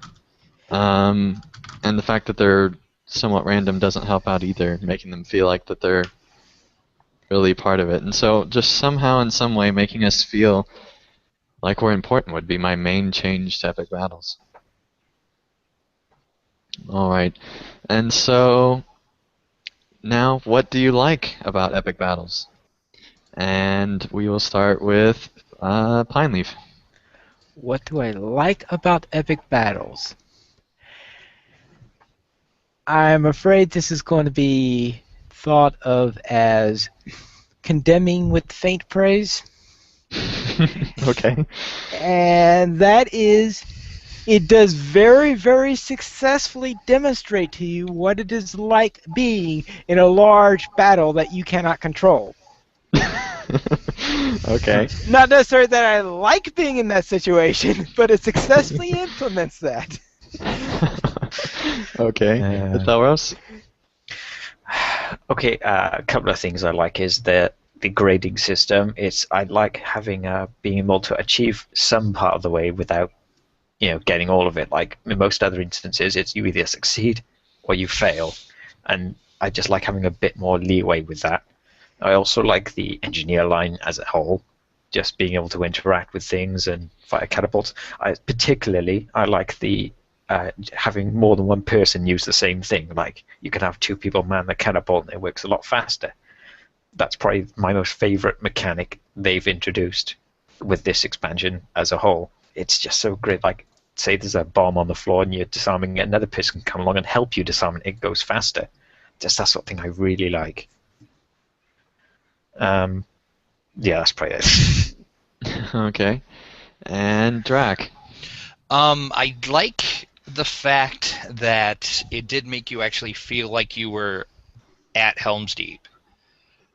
If you've read the books, I think they did do a good job, kind of like what Pineleaf had said, that you were in a huge, battle where you were outnumbered and you're probably not going to win, but you're going to keep fighting anyway. Okay.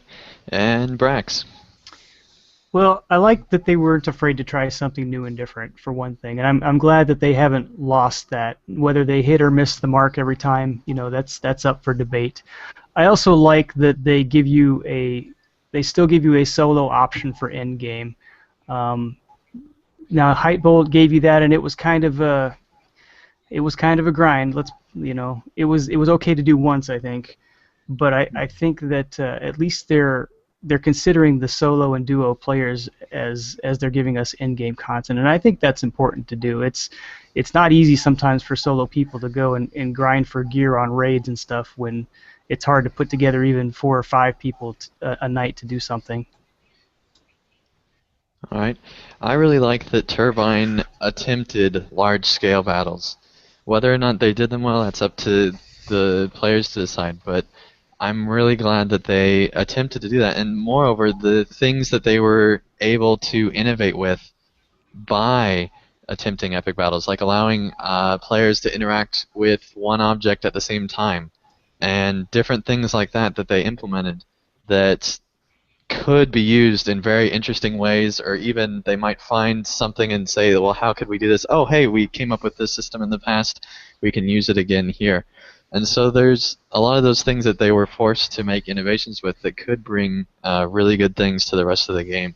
And so that's probably what I like most about it, is the fact that Turbine actually attempted and succeeded to get that many characters on the screen at once and that kind of large-scale technology. In Helm's Deep, that was a really good job, I think, just getting that many units on screen at once. And when you look out and see all those orcs out there, it's unlike anything you've seen before. Even though they're not moving around that much or anything like that, it's still just an amazing sight to see.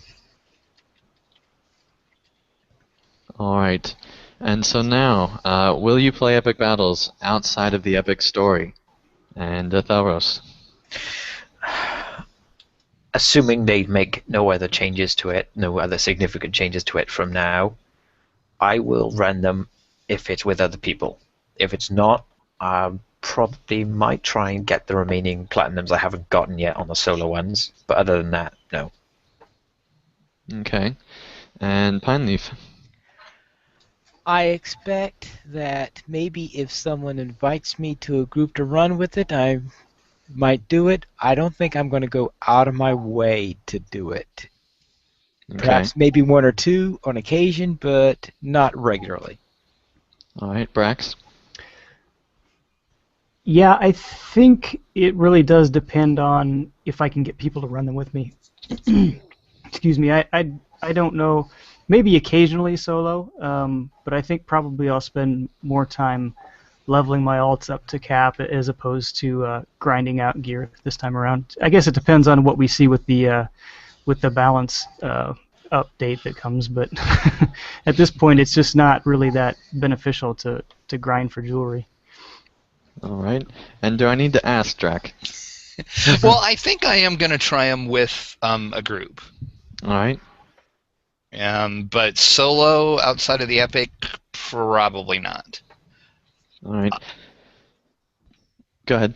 Oh, I was just going to say, I've got 3 other characters that I'm going to run the epic through, so I will have to do them for that. But Okay. Yeah, I think that I'll definitely do them in raids if I can get into them. I don't know if I'd go in any smaller group than that, except for maybe the 6-man.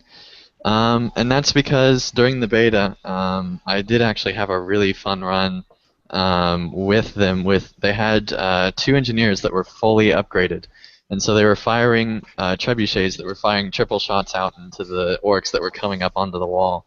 And there were several players that were constantly having to take down the ladders. And in the raid, it's, I think, possibly impossible to get all the ladders down at once, because it's just ridiculous how many ladders are coming up. And you're not just fighting on one section of the wall in the raid, you're fighting on the whole wall. And that really changes the way that it works as well. And so I feel like that if epic battles were just the raid, I think I would really like them and like to do them a lot more. And so that makes me interested if they are, in fact, going to be adding in other sizes to other places if they're able to make them as fun as that one was that I did in Raid. I also had a very bad Raid experience as well, so That was the one I was in. Right? it's hit or miss, yeah. Yeah. All right. So would you like the system to continue to be used moving forward, assuming that they do make improvements with it to do, say, Minas Tirith? And we'll start with, let's see here. This one's a tough one. So, Brax, what do you think? I'm going to say yes if they don't abandon the traditional instances. I think if they, that was one of their biggest, I think maybe missteps on this release, was that they did one and kind of forsook the other. I think that if they would have released both of them with this expansion, that people would probably like the epic battles a lot more, or they would have at least given them a lot more leeway. I think that's kind of the same thing with Hype Bold. Right. Making them do that one type of gameplay they haven't done before. No other options. Right, exactly. All right, Atharos? To put it simply, I would want them to use it when it's appropriate. Minas Tirith, obviously, that's you can't really do it. Well, you could do an instance there, but it wouldn't really be quite up to snuff in terms of the atmosphere and everything. Obviously, certain other places it'd be more appropriate to use instances like, say, the inevitable Shelob group instance. There, it'd be more ideal to use the traditional instance model. So yeah, just where it fits, use that type. All right, Jack? And I think I have to agree too. If it's appropriate, use it. If not, don't overuse it. All right, Pineleaf? I'm trying to think of a scenario where they would have to make really major improvements on it for me to want to see these things again. And the idea of Minas Tirith with epic battles, seeing how they're having enough trouble getting mounted combat to work with regular instances, trying to put it with big battles, I think, is going to be a nightmare at the very least. And we might see very many Hobbit tie-ins to prolong the Minas Tirith battle that will be coming. Well, the thing is, I think they might have meant in terms of the Minas Tirith, like we'd be defending it, because we don't actually know whether we're going to get there before or after the siege begins. Well, there was an interview a long time ago on, I want to say, Tin Ton Hammer, that had them say that we are in fact defending Minas Tirith. So. Yeah, we know that we have to be at some point somewhere in Minas Tirith, simply because at least I know that the Wardens at least, but I don't know about the others. Mirror prediction has to come true at Minas Tirith. There is no other place that will fit in with it, and I think there are maybe one or two that have that as their best candidate also. That's actually a good point. Did we get any of those mirror predictions coming through this expansion? I did not notice any. I didn't notice any either.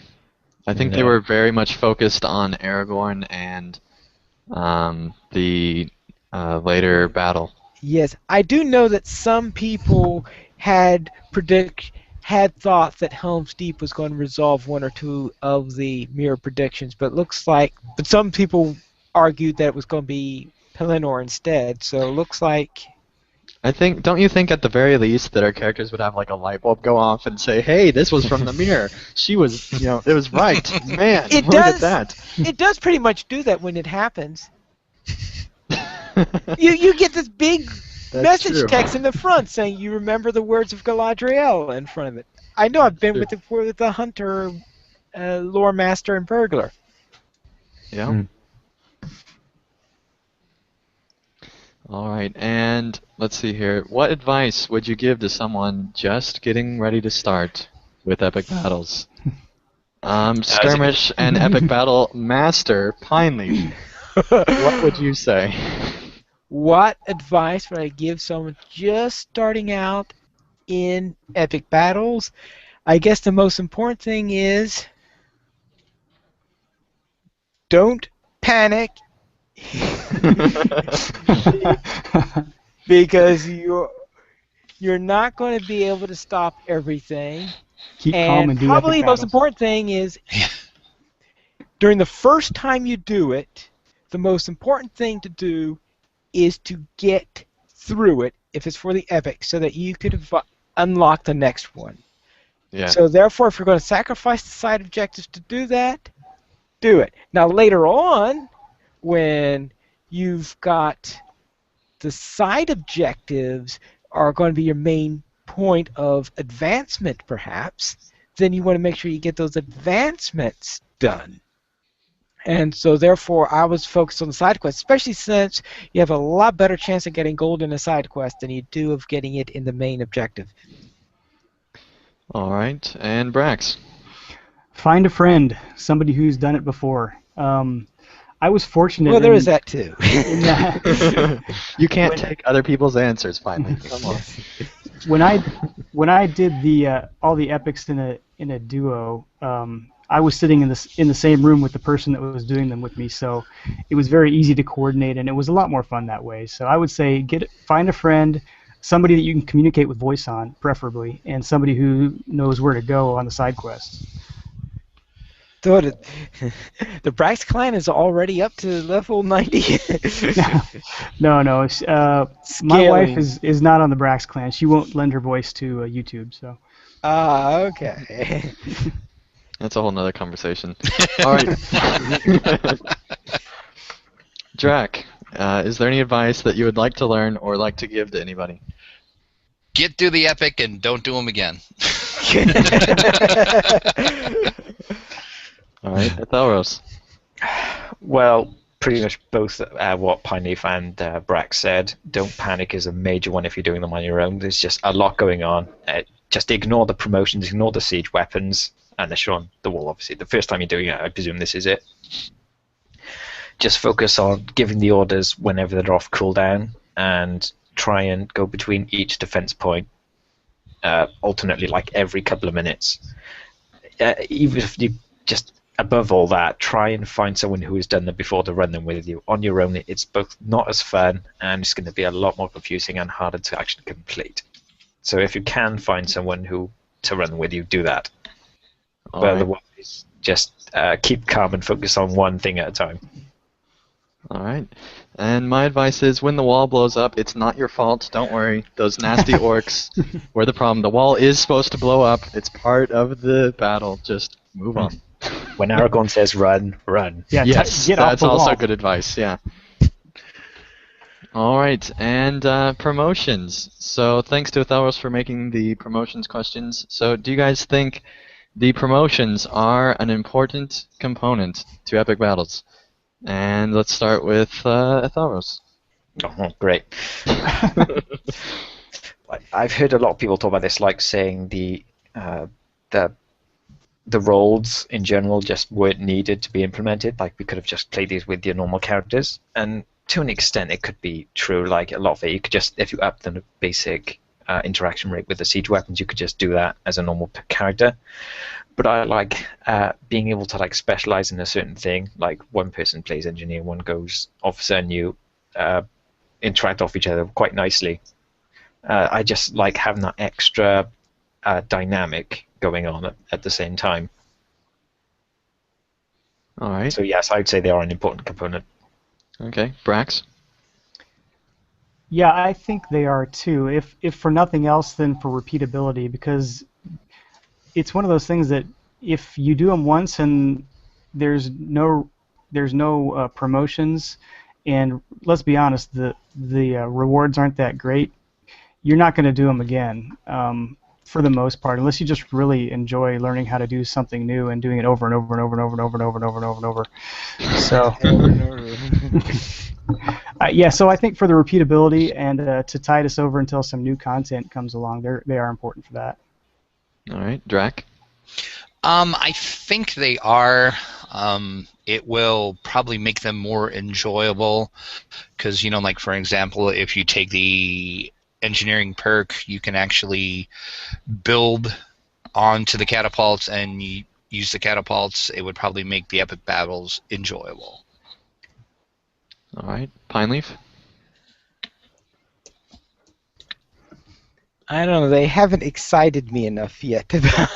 Probably because I haven't gone too far in the tree. I haven't done enough of the battles in order to actually use any of the perks. I think I have one character that has actually managed to get to rank 1.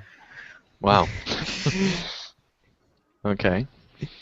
For me personally, I think that I could see it either way. I don't know which one I would prefer without trying it.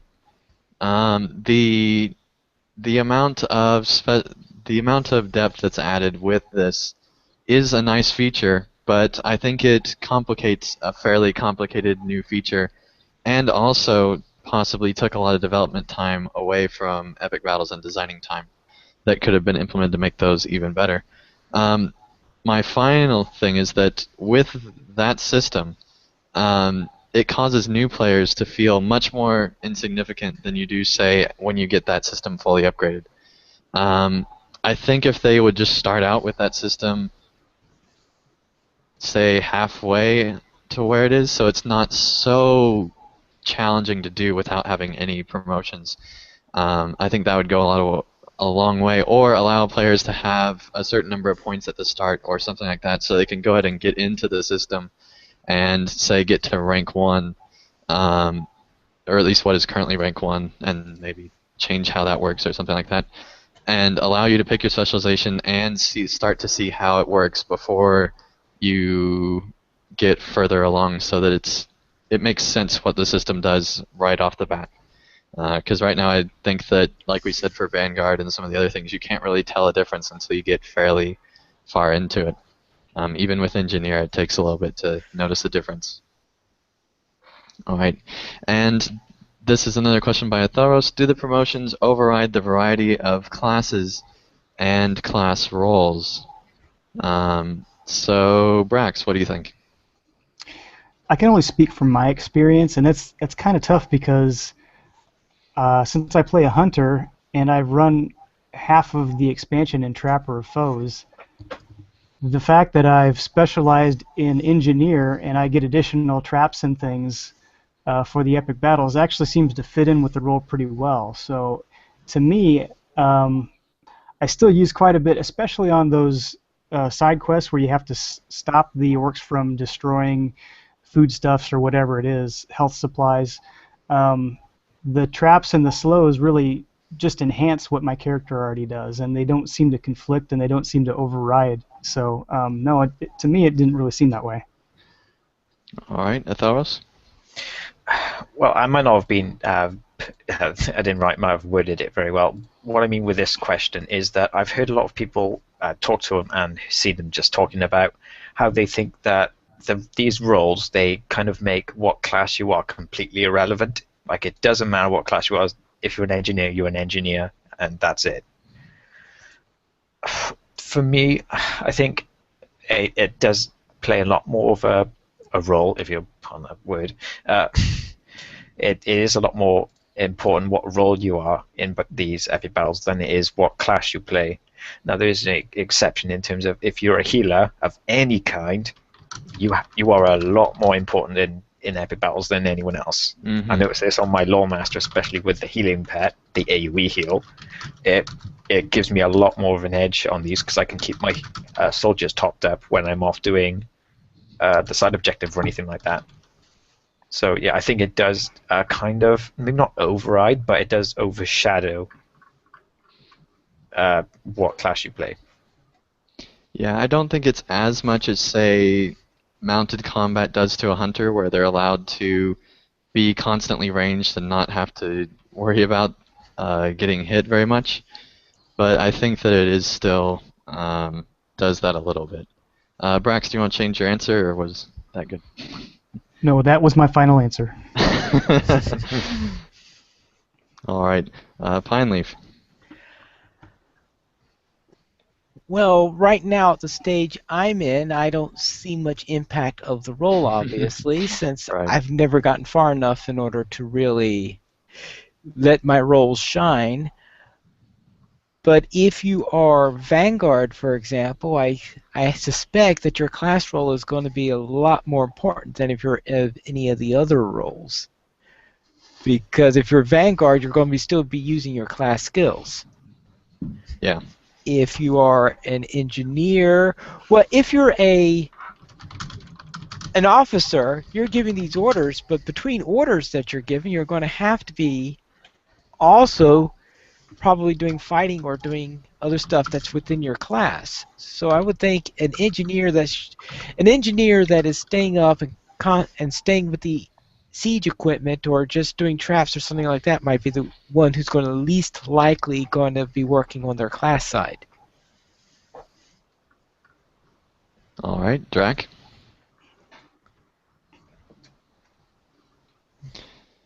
All right. He's tired of talking about epic battles. Yep, I already gave my answer, kind of. So let's go on to class changes. So, what classes do you play? And Pineleaf, you have a lot of wardens and a lot of other stuff. You play every class. So we'll skip over you, since we already know what you do. Let's go ahead and go on to Brax. What do you play, mainly? Hunter and Captain, mostly. All right, Ethelros? Obviously, Lawmaster main. I've also played around with the Captain build a fair amount. All right, and Drac, if you're back, what class do you play, mainly? I am back, and I am a hunter and a lore master. All right, and I play a champion, as everyone probably knows. So, with that in mind, these class changes, in my opinion at least, are very dependent on what class you have.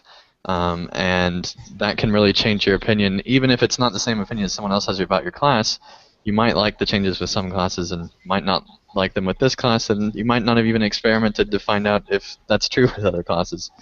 So anyway, I felt it was important to show everyone's classes. So anyway, do you like the class changes?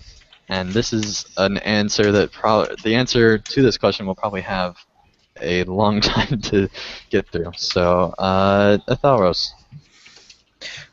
For my Lawmaster, yes, I think my class is overall better off for the changes. Now we have 3 distinct roles: pets, DPS, and general support. Traditional Lawmaster, so to speak, is debuffs, crowd control, healing, and power restoration. There are certain things I could criticize, aside from the obvious elephant in the room. With the support line, there's certain the debuffing it's different, but it's kind of a bit rough and unpolished. Some of the crowd control in the non-yellow line is just way too potent. But the blue line is definitely a lot better than it was. It's now a fully functioning pet line, and I spent most of the Helm's Deep content running with it. The captain I ended up deleting mine and re-rolling it because there were just so many changes to go with.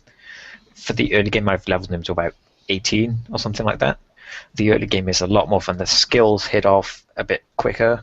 The actual skills I get, when I get them, it's the rotation and all that. It just feels so much smoother and just more fun in general to play with. All right, Drac. The hunter is much more versatile now, I think. And I really like the fact that if you trait right, I can run and shoot now, which is awesome. All right, Pineleaf. Overall, I like the class changes.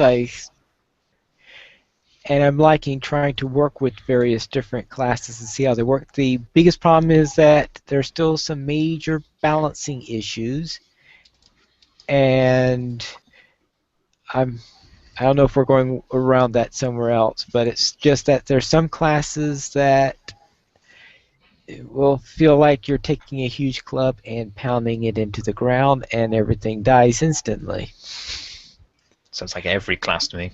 Well, no, because I've noticed a big difference because in my video series between what my lore master was doing at the early levels and what my runekeeper is doing. My lore master will blast everything into smithereens, sometimes one-shotting it even before the pet goes there, and once you factor in the pet, it's a boom, boom, boom, three things are dead before I can react and make a second shot.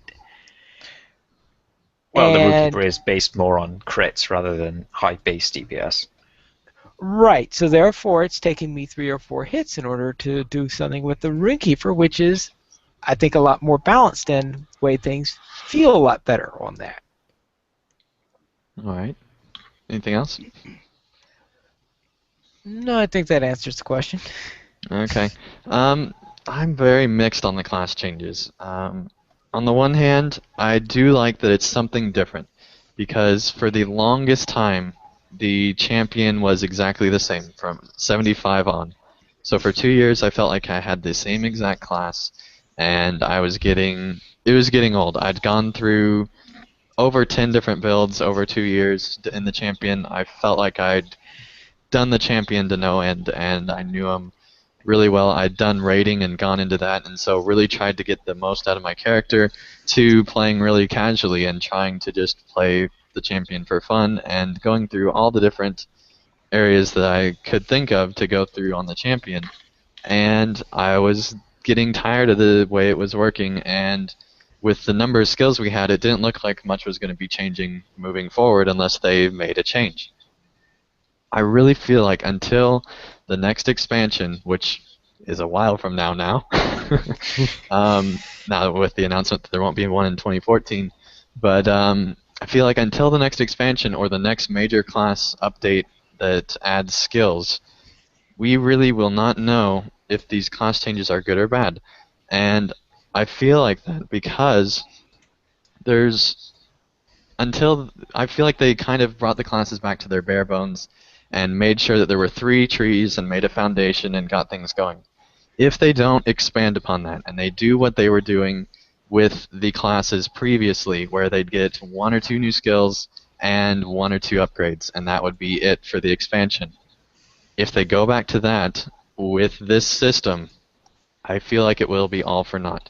If they use this system to increase by the time we get to Mordor the skill number to where we're back to our skill number that we had at, say, 75 or 65 or 85, because it's basically the same, if they do that and have the increased skills over that time and give us a lot of new skills with each expansion, or at the very least a lot of new points and different areas to invest in it within the 3 trees, I will be okay with the system, and I will think it's definitely worthwhile and made a good change. If it's not that way, and they do like what I said earlier, it will be a complete waste of time, in my opinion. And until we see how they expand upon it, I feel like I can't really make a decision on if it's a good change or not. Alright. So kind of leading into that, do we like them better than the old system? And I feel like I kind of already answered that, but Pineleaf, what do you think?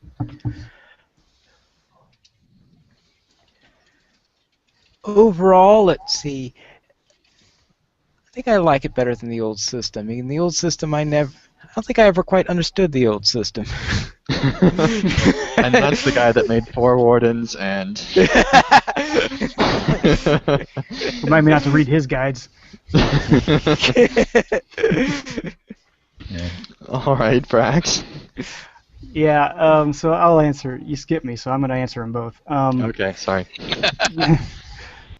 Yes, I do like the class changes. In fact, on the Hunter, I think they did a magnificent job in differentiating the way that you play each line. And so not only did they make each line feel very different in the way you play them, but they pretty much invented 2 new ways to play the Hunter for this expansion. Yeah. And because before you could trait red or you could trait blue, but they were both pretty much stand back and blast. One was just higher DPS per shot, and one was just more shots. And nobody traded Trapper, so we won't even talk about that. Better than the old system? Yeah, I think it kind of plays right into that question. I think for this class, it's better than the old system. Now, for the captain, I just started playing him with the new system, and I'm not comfortable answering that yet because I've only given him 1 level so far, and I'm still not really sure I've traded him DPS red, and I'm still not really sure what all the skills do. So I'll have to wait and answer that later, I guess.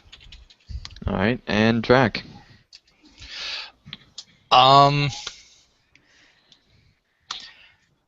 Is it better than the old system? I don't know if I would say it's better. It like a couple other people have said, it definitely makes you, I think, play your class differently, and it adds some more versatility to your class. I wouldn't go as far as say it's better than the old system. Okay. For me, I'd say, and I'll get to you, Thoros, right after this. But for me, for me, I'll I'd say just sit here. for me, I'd say that it's better than the old system. Like I said, with the promise that they do expand upon it. Until we see that, I think that it's actually worse than the old system, at least for the champion. And Athelros. I think with the balancing issue aside, and that is a very serious issue, and if it's not addressed, I would probably rather have the old system back because it is just way too easy. I think aside from that, the classes I've played feel better than they were. I mean, the Lawmaster now has three, as I said before, three distinct roles, all are viable, which is the main thing, because I think before Helm's Deep, pretty much every class had at least like that had that one line that wasn't very good, that pretty much no one ever used. Now it's like each one works and it plays differently. Like again, before, like no matter how you trait it, each class felt pretty much the same. It just had different numbers attached to them. Being able to switch trait lines whenever I want, switching out virtues and class traits, and well, they're not class traits, the points and all that on the run. Don't have to visit a bard anymore. Those Yeah, poor I like lonely it. bards. Yeah. And I think the only other thing regarding like hybrids and stuff, I think there's enough that I can put points into with careful management of where I put them. I can get enough points into other lines to make it feel like I'm getting the benefits of both. So yes, I do like it better than the old system. All right. Well, we went ahead and touched on balancing, which is a major issue for some players and some classes, and so let's go ahead and talk about that here. My biggest issue with the balance is that currently on my champion, I don't have any special armor because there isn't any special armor to be getting, supposedly. And I don't have any special items. I've just completed the questing and just was going through questing. And without having any armor, without making any real changes to my character, just investing the points in there, I can easily take out 5 different characters without having any armor on. And that is a huge issue in my opinion. And moreover, I don't even have to press a single button to do so. It's just auto attacks. What? Yes. Well, the champion has that heal after every kill thing, doesn't it? Right. And I do have to, press a skill to change to get to the next character, obviously. But, it's a major issue right now, and it's not true for all classes. Some classes don't have that issue. But for my particular ability of the champion, the way I'm doing it, that's how it's working, and it's a major, major issue for me. And I was very, very, very upset that this change did not come to balancing in 12.1. They have mentioned that there's supposed to be balancing coming in 12.2. It needs to. I legitimately did think about stopping and playing LOTRO. That's part of the reason why I took that break between 88 and 91. And they really, really need to fix this, or I just don't have a desire to play because it makes me have no purpose of trying to progress my character if I can just take out enemies without any armor or even using skills. It's just ridiculous. And until they fix that, I'm very not happy with the current balancing of things. Anyone else have any balancing comments? Yeah, okay. for me, I think it's like three separate issues with the balancing. One is that the class trait points and all that, everything you invest in, it just makes you too powerful. Just simple as that, really. All the stat boosts and your skill damage and all that, it's way over the top. The second is that mobs haven't been adjusted for us with our new skill sets. They haven't been adjusted ever, as far as I know. So they're still back in 2007. And then the third is the stat boosts on gear we get from Helm's Deep gear. Even the quest. Through the roof. It's ridiculous. Yeah. It's It's great. Yeah, it's way bloated. And that's the third problem. And overall added up, it's way too much. I hope they balance it again, because I think the main thing I would like balance, as well as us, of course, is having mobs be, well, obviously having being taking more hits to kill and doing more damage, but having more skills, having their skills do more things, like their, those damage over times they do. They usually hit for like 25 on a level 95 character. That's just pathetic. And even their heals, they take so long to induct.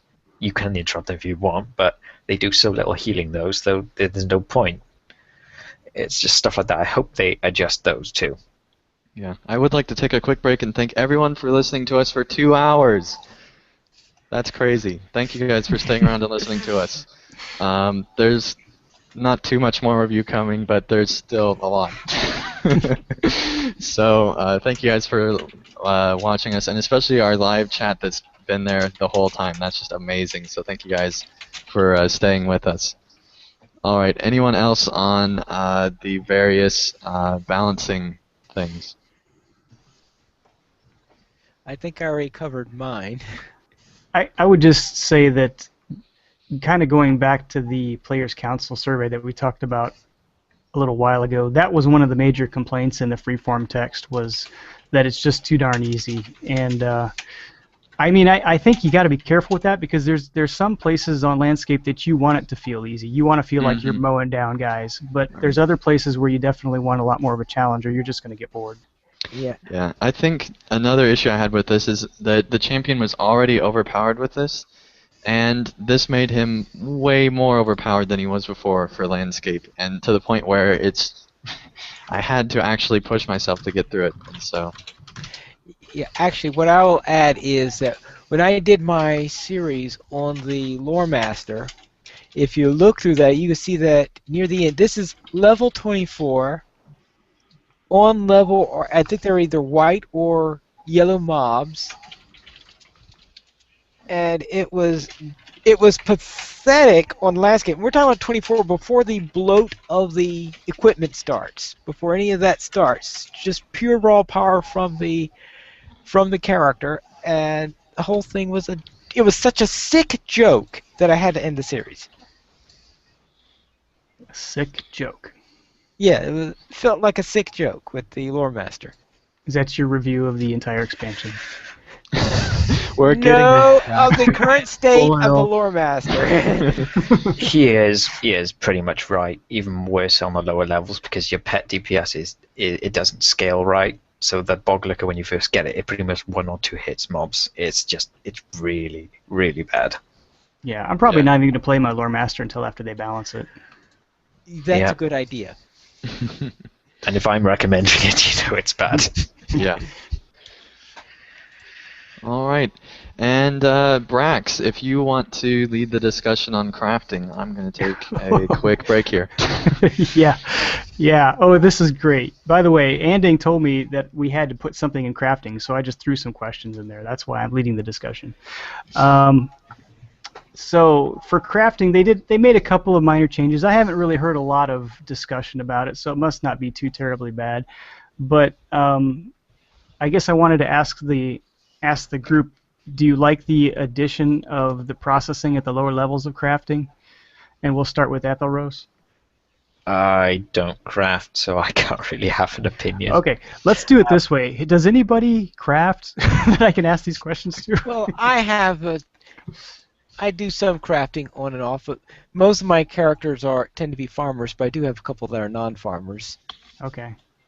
Have you noticed any of the differences in crafting then? Let's just put it that way. Well, the only difference is, of course, as you noted, the processing at lower levels is, and that's the only real thing that I did notice that was different while I was going through this.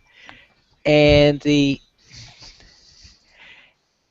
all right, it does help to get, because there's some points in it where you're grinding away these trying to find more ore so that you could bring up your jewelry up to a reasonable level. So therefore, adding the processing does help with that a bit. Yeah, and I guess my only opinion on that is anything that makes crafting easier or quicker is okay by me. Yeah, I think that's a good way of putting it. And I'm hearing messages pop up on boop boop boop boop boop. Yeah, our chat's been growing quite a bit, so thank you guys for actually increasing the number of people who are sticking with us here. I think the only other thing to note about crafting was that they actually decreased the rep value of some of the older guild items, all of the older guild rep items. I never really could quite figure out why they would do that. Does anybody else have any ideas why they would do that? No. Well, what I have a question on is this only on the ones that were pre-made, or did they change the entire scale? Because No. I know It was on all of them. because the reason why I'm saying that is because the new items that they have for the craft are only slightly above the amount of rep that you're getting for the old ones, because I made quite a number of them after the expansion and I saw no significant difference in there, but everybody's making it sound like there's a significant difference in how much rep they're giving. Yeah, my understanding was that they were just going to decrease the value of what they were worth, whether you had them in your inventory or whether you crafted them now. But well, because the ones, not as I sure. said, crafting, they tend to be, as I said, only 300 points less than the other ones, which is where I would expect them to be. So they must have rescaled the whole thing, even the new ones, if that's the case, unless they only devalued the old ones, the ones that already existed. Do you go for guild rep, Pineleaf? I usually only worry about it I did do it for the woodworker, because my woodworker makes my weapons for most of my characters on Winfola, so I need it there. That's the only one where I've actually bothered with it so far. Yeah. I do usually go for guild rep, and I haven't gotten it yet, but that's mostly because I didn't stockpile before the expansion Well, like I should have. I did not stockpile either. And I got it pretty quickly once I started making the stuff, though. I got it within 2 weeks. I was at full. So you're going to send me a second age bow for level 95? Right Well, after he sends mine. Are you on Winfola? Of course I'm on Winfola. Pineleaf, come on, we're server brothers, man. Yes. And Well, by that he in means he order just to make created a character on Winfola and is now getting... the trouble with making with the second age bow is that, all right, getting a symbol is very easy. Getting an emerald shard is a real pain. Yeah, that's true. That is true. Alright. I was giving you a hard time, Pineleaf. You don't have to send me a bow. Do we think it's too hard to make legendary items? Well, right now I have been spending the last couple of weeks running around chopping every single wood pile I can find. Early on, I found 2 emerald shards pretty quickly, but since then, I have not found a single one in the last week. Okay. Anything else on crafting? No, let's move on, please. Alright, we're now to our miscellaneous categories, which means that they're too small to have their own. So, this is more of a checkup question. Mounted combat has mostly stayed the same. Do we still like the system? And let's start with Pineleaf. Well, probably the biggest thing is the usual problem with mounted combat is you try to kill one mob and you wind up in combat with 25 mobs by the time you're finished. I know that's a slight bit of hyperbole there.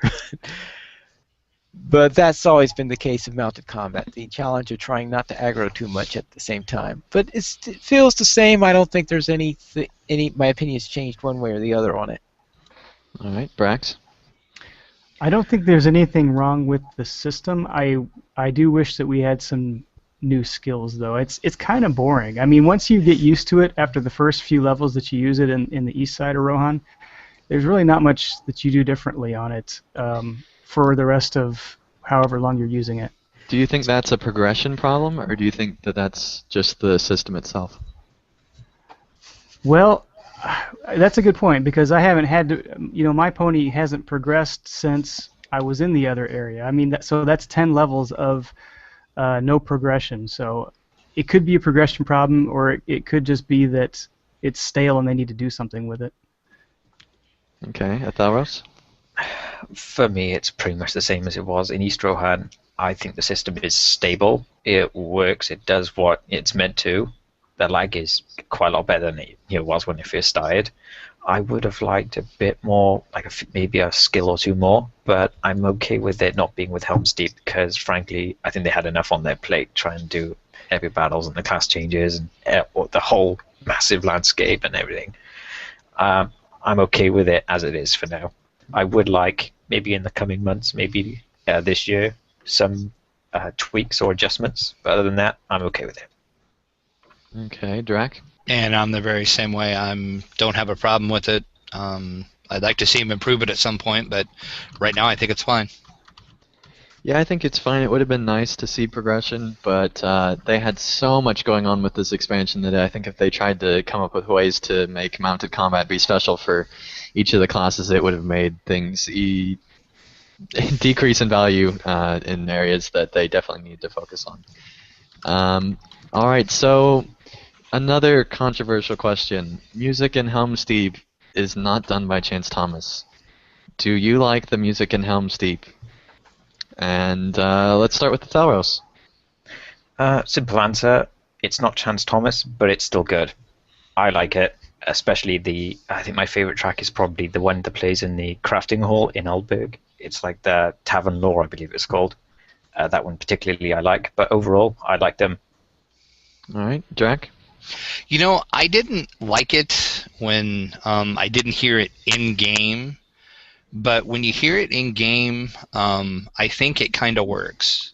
Yeah, it's not Chance Thomas, but I do think it works as you're playing the game and you're in the world. I think it's good. Okay, Brax. To me, it's kind of for the most part, it's pretty forgettable. I think there's one or two epic battles where some tracks play that I enjoy, but I think I'm probably going to start turning my music down when I play. Okay. Pineleaf. Because I do YouTube videos all the time with my system, I have turned off music, and therefore I don't think I've actually heard the music that comes with its expansion. Okay, then. We need to get you some headphones, or maybe we don't, I don't know. But, all right. I did actually listen to the music in-game through Spydra. I don't have the music on my computer for YouTube reasons. But in-game, it's not as bad, I must say. Exactly. Because it's not used as much. Exactly. Yep. I think that's probably its biggest strength. And I think they knew which tracks were good and used those more.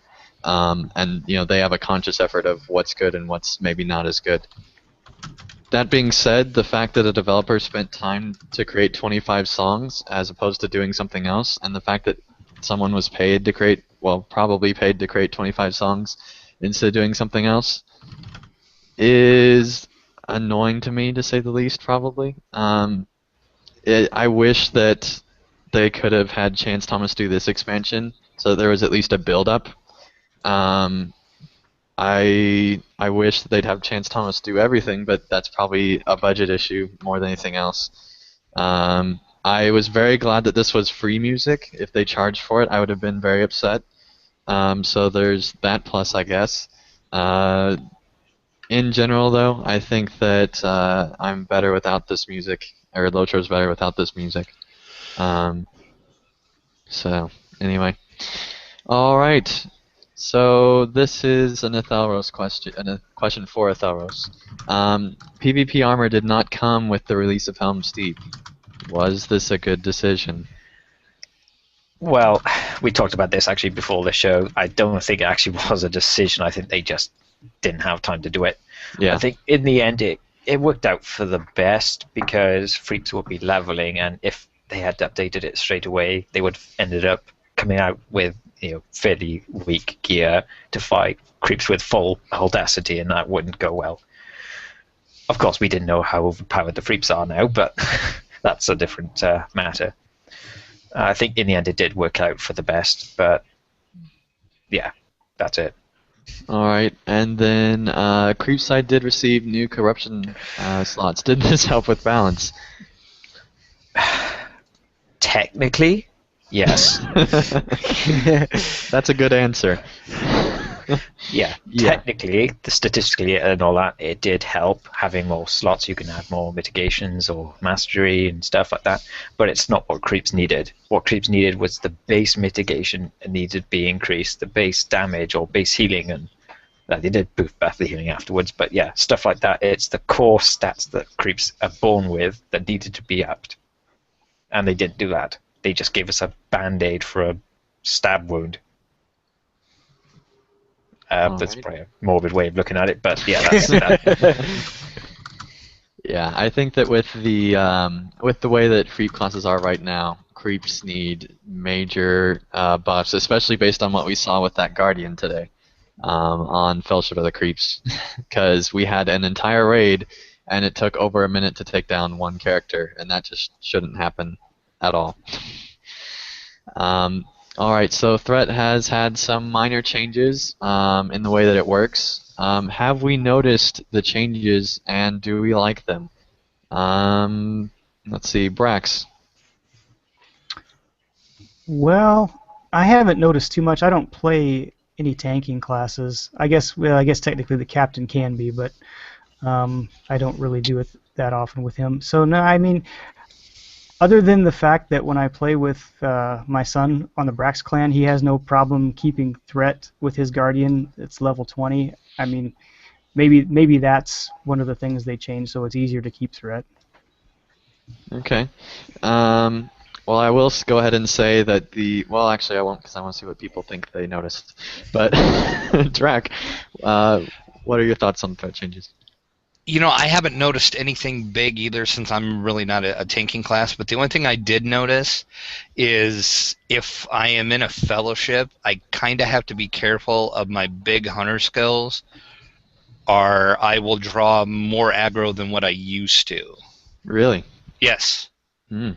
I kind of have to sit back a little bit and wait for, the tanks to get several more hits on before I do some big skills, because I've gotten in trouble a few times.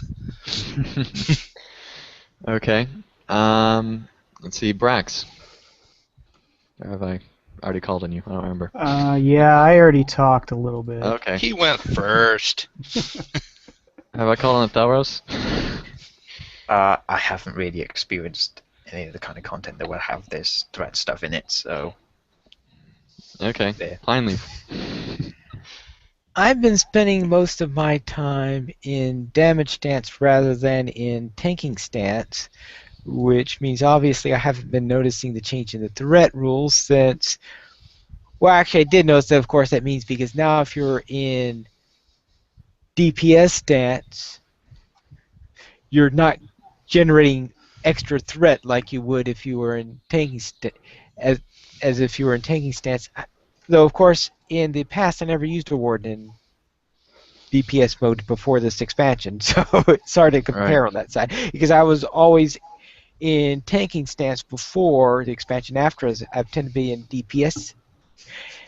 Now, my usual group to be in is a small fellowship, and I feel that things have been running fine with me in damage stats. We kill things a little bit faster, so we don't need me really to tank. It's because this is a small fellowship.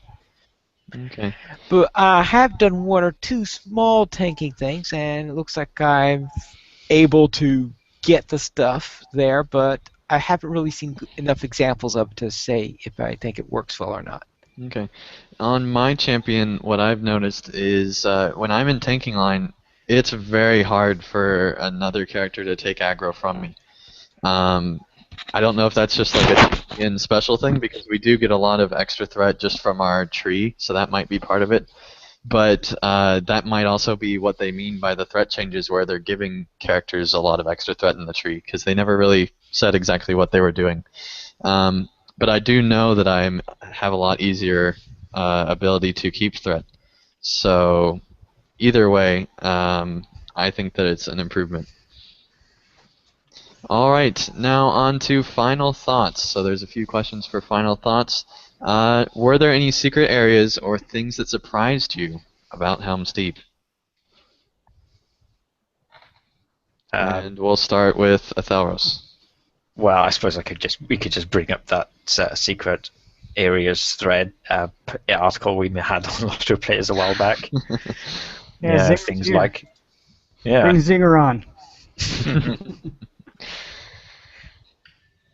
Yeah, obviously examples, the Goldilocks and the Three Bears house in was it Eastfold? Was it just a nice touch? I think there was a squirrel house there too. Whoever did the Eastfold just seems to like doing fairy tale touches. I'm not sure who that was, but other than those, the tapestries in general, I suppose you could consider those little touches. I mean, they're everywhere, but each one, like they put a lot of detail into, and it shows how much care they have for it. Yeah. All right, and Brax. My favorite was it was also coming from, or was highlighted in Zinger's article, the auction house where the guy tries to bid 5 and win everything, even after he's been outbid. I thought that was very, very nice. Yeah. Oh yeah, that reminds me. I interrupt again, but underneath that same building, there's like a little storage area, and there's like an NPC will every so often come down there, go inside, and pick something up and come back out. And it's just like there's quite a few of those like NPC. I don't know what you call them, cycles they'll go through, and it's just really nice touches. I'd have a couple of those around, and in that same room, there's a little horn in a cage that will occasionally shake around. You can actually hear it from upstairs. It's just funny seeing it there. Okay. Drac? The Goldilocks and the Three Bears, I think, was just kind of a nice little present to find. Okay, and did you find it through the article or by yourself? I had actually just stumbled upon it, and then I read the article right after that, actually. Awesome. That's definitely the better way for it to happen. Yep. All right, finally. I'm trying to remember if there's anything that I did stumble across that falls into that category, and I can't think of anything off the top of my mind at the moment. Though there is this one thing where in the first build, there's a quest area that apparently there was a bug that they never actually sent you to the quest area. And I stumbled into that quest area, managed to finish finish that quest, despite the fact that I wasn't sent there the first time I found it. Right. So that was a little bit of a surprise to find this cave that was. Now it turned out that there was supposed to be a quest that sent you there, but I didn't realize that at the time. Yeah, I'd say my favorite moment is the cave that's at the top of the Paths of the Dead switchback. I don't know. I mean, supposedly that there's quests that send you there, but I don't necessarily remember those. Well, but it's definitely you took the quest in the and during your playthrough. I'm sure I did, but that doesn't mean I remember it now. I remember you saying that may or may not be related to a quest, or that's right. When you went on the quest to do it, you said may or may not be a place I showed in beta. You know? Right, yeah. And I just really love that cave and the design of it. At the time, it felt like a secret area on beta, And so, whether it is or isn't, that was a place that I just happened upon, and it definitely felt really special, and is one of my favorite locations in Helm's Deep, probably. So, anyway, Helm's Deep follows the sad tone from Wildermore to an extent. Do we want this style to continue later down the line, not necessarily right away? And let's start with Thelros. I wouldn't say necessarily a sad tone so much as a serious. I mean, we're getting into the War of the Ring now. We're not in the Shire or Brilliant where everything's nice, generally nice and shiny. I don't know, Archer aside. But now we're heading right into the war zone. People are going to be dying a lot. Mm-hmm. And, wars are going to be Except in epic happening. battles. Yeah. They stay alive in there. Usually. If you run the right battles. Yeah. Yeah. Again, obviously, where it's appropriate, Gondor will be heading to soon. It's going to be... I imagine they're going to be a bit more stoic than the Rohirrim are, because they generally tend to cope better. But, yeah, there should be a lot more serious tone with the occasional humor, because that's what the story of Lord of the Rings is generally. Gets more serious and darker as the story progresses. Right. All right, and Pineleaf. All right, let's see. Repeat the question. Do you want to see the darker, more serious tone found in Wildermore to continue later down the line, not necessarily right away? Where it's appropriate. Now, unfortunately, Right. As you say, there are a great many places where it is appropriate. Because let's face it, in Rohan, you're being overrun by all these forces of evil, and you're not going to believe that unless you see it. Mm-hmm. So there are... In Rohan, we're going to... I'm not in Rohan. In Gondor, we're eventually going to be under siege. Now, whether we're going to be inside or outside the siege, of course, is still up to debate. But we're going... And a city under siege, things aren't going to look all that nice and peachy, especially when they start ramming down the gates. So, or of course, a certain scene in the books that actually is in the movies too. That I'm sure is going to be quite stirring when it happens. Which one do you mean? When they fire, when the Spoiler orcs, alert, by the way. Yeah, when the orcs change their ammunition when firing over the walls of Gondor. Yeah. Okay. Yeah. All right. Well, it'll be interesting to see if in a Teen Raid game they can pull that off. Yes. Because I don't know what the rules are on that. But anyway, Drac, what do you think? I'll just kind of echo what everybody else said. I mean, they almost, where it's appropriate to the lore, I mean, they have to go along this path because it's not all, roses and rainbows. We are in the getting ready to go into the War of the Ring, and it's, it gets nasty, and there is going to be deaths and sadness. All right, and Brax. I'd like to see us start to move into an attack mode more. We have been holed up now for quite a while. We've been the ones defending our home turf, and now it's pretty apparent what's going on in the story. We know that we're going to have to ride out and meet these guys. So I'd really like to see us kind of start to move on the forces of Mordor and go out and ride out and meet them and attack them on their own. Well, not on their own turf, but according to the story. But let's run into Mordor. That would be quite a change. Remind me never to quest with Brax. My whole kin is like that, by the way. Anyways, Son of the Blackgate. Okay, Yeah. so you quest in a similar fashion to Kaz.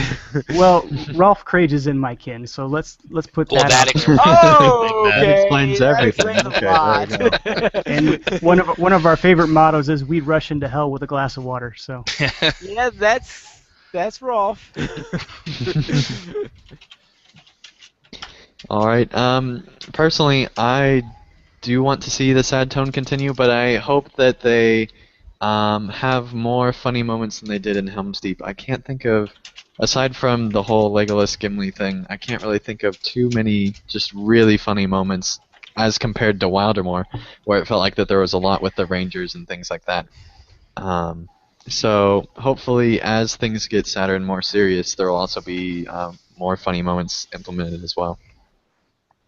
All right, and let's go ahead and go on to talk about Helm's Deep as a whole. So, what is your least favorite part of the Helm's Deep expansion as a whole? And this can include anything that we've talked about here today and things that we haven't if we missed something, which I don't think is true after 2.5 hours. But anyway, Drac, what do you think? Gee, do I even have to say it? No, not really. It's second age crafting. Second That's age crafting. exactly. Epic battles, of course. All right, Pineleaf. The bloat on the stats of all the items that we get in this expansion. All right, Brax. Yeah, I would just say the balance issues as a whole. Okay, Atharos. Yeah, it's probably the balance issues, as they said, or maybe the PvMP just being a complete and total mess. All right. Again. Yeah, I would definitely say balance changes. That's definitely the thing that's the thing that caused me to take a break from playing. And not very many things do that in LOTRO. And it's been a long time since I've had to take a break because of something that is a constant issue with the game. And to see this continue, I expected it to be finished with 12.1. Where they'd at least start to balance things, but that didn't happen. They actually made things even worse for the champions a little bit. And so to see that continue, we'll hope that with 12.2 they will change that. But right now, balancing is a huge issue with a lot of classes. And so hopefully they will try to make that better in the future. Alright, so now on to happier notes. What is your favorite part of the Helm's Deep expansion as a whole? And we'll start with Drac again. You know, I guess the story, if I have to pick something. Alright. Alright, Pineleaf? I would have to agree with that. Okay. Atharos? The landscape in general, it's just so good. I mean, we've talked enough about it already. It's just so good. Yeah. And Brax? Yeah, I'm going to go with Epic Story. I like the way that we've gotten back to weaving in and out of the Fellowship story. I think they did a really nice job with some of the side things that they had us do that weren't directly related to things in the book, but kind of indirectly still had an effect on what we knew was going to happen from the books. So I think they did a nice job. Yeah. My favorite part about Helm's Deep as a whole is phasing. The use of phasing in this expansion is better than anything we've seen in any previous part of LOTRO, and in most MMOs that I've played.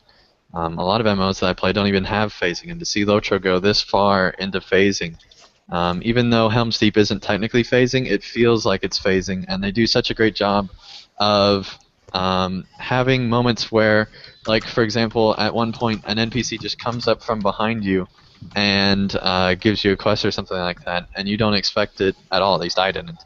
And just little things like that where you don't even notice what's being phased necessarily in some sections that are little small things, and what is not. And when they do these huge phasing areas and these huge changes in landscape, like at Helm's Deep, it's just amazing to see how different and drastic the enemy and the quest and the story are changing the landscape and changing the way and places that characters are. And I think that is probably, in my opinion, the strongest point of this expansion and the thing that's most different from any previous expansion that's come in LOTRO. Yeah. Unfortunately, in the Broadacres, there were a couple of bugs related to that. Like what? I didn't have any. Well, that's probably because you probably ran it after 12.1 came out. I did, yes. Yeah, they fixed they fixed quite a number of phasing bugs in Broadacres in 12.1. Okay. Well, that's I'm glad I played it later then. Yes. All right. Now, is there anything anyone would like to add before we go on to our scores? Hmm. I didn't think so. All right. We covered it pretty well. So we're going to go ahead and go through the 2 scores that I could find. There might be other reviewers, but they made themselves hard to find, so it's their own fault. Gamefront gave it a 64 out of 100, which is in the D range. 10 Ton Hammer gave it a 90 out of 100, which is in the A range. That's quite a discrepancy just between those two right there. 64 is a. Well, that's strange. In any school I went to, 64 was an F. Oh, well, now it's a D range. And like I said, you can make the scores be what they mean to you. So, but that's why I didn't actually want to apply the score to that, but I went ahead and did it anyway. And now I'm regretting it. Thank you, Pineleaf. All right.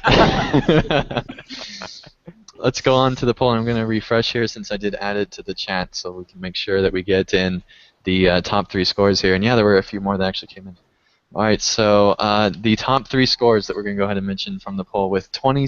First of all, there were 167 votes in this poll at the time of this recording, and 27 people, which is 16%, said B. 13%, 21 votes, said B+, and 10%, 17 votes, said A-, followed very closely with a lot of 9s and 8% and continuing on there as it goes into C's and B- and other stuff as we go on. I would like to mention that the only one that did not get any votes was F+, because that's a really weird score. And and F- surprisingly actually got 7 votes, which was higher than F, and D- and D+, and obviously F+. So now that we got that out of the way, we are going to go ahead and give our scores going around the table. Remember to give the explanation of your score. Don't just give your score, or I will come and hunt you down. So, Draculetta, because you were so kind to laugh at that, I'll let you go first. What score? What score would you give to Helm's Deep? I am going to give it a C-. All right, and why? And my reasoning behind that is epic battles. It would have been higher if they wouldn't have included epic battles. All right, I really dislike them that much. What about if? So let's just clarify here. If they take it out as a whole, leave everything exactly the same, that would still make your score higher? If you take epic battles out completely? And not try to like reform the story to try to have the Battle of Helm's Deep be part of the story? Yes, my score would be a little higher. All right, very interesting. And Pineleaf, Very well. What score would you give? Okay, I'll go through the individual parts and then say how they total up. Epic battles, I give a C because it gives you the sheer idea of what it's like to be in a big battle, but I feel insignificant, and I just don't feel the characters feel that way, so that's a C. Class changes, a C because of all the balancing issues. Landscape A, epic story A-, and let's see, side quest A-. I gave side quest an A- because of the funny way it starts, where you enter into the zone and you don't realize that in order to unlock the quest, you have to go to Adoras first and all of that stuff. And I think a feeder quest or 2 would have been helpful in those situations. The crafting, C, and that's partly related to the itemization. PvP balance, I have no comment on that. And itemization in general, big fat F. And that all gives me a total of C+. All right. Very mathematical way, at least seeming, of the way going about it. All right. And Thalros, what would you give? Well, obviously I love the landscape. I love the side quests. I love the epic. I like epic battles, but there are some noticeable flaws. I like the music, even though it's not Chance Thomas. PvP is a complete mess, of course. I think the class revamps are generally better, makes us better than we were, but again, the balancing issue is a major thing. Certain things like the cosmetics are pretty good this time around, very well textured, especially the higher level stuff. There weren't really any miscellaneous things or anything like that. I think for me, although the balancing is a major issue on PvP, both of those, as well as the issues in epic battles, are problems. I think the story and the landscape, and I like epic battles enough to give it a B. All right, and Brax. Yeah, so I liked the landscape and the epic story. I liked the class changes. I think they did a pretty good job, at least with the classes that I've played.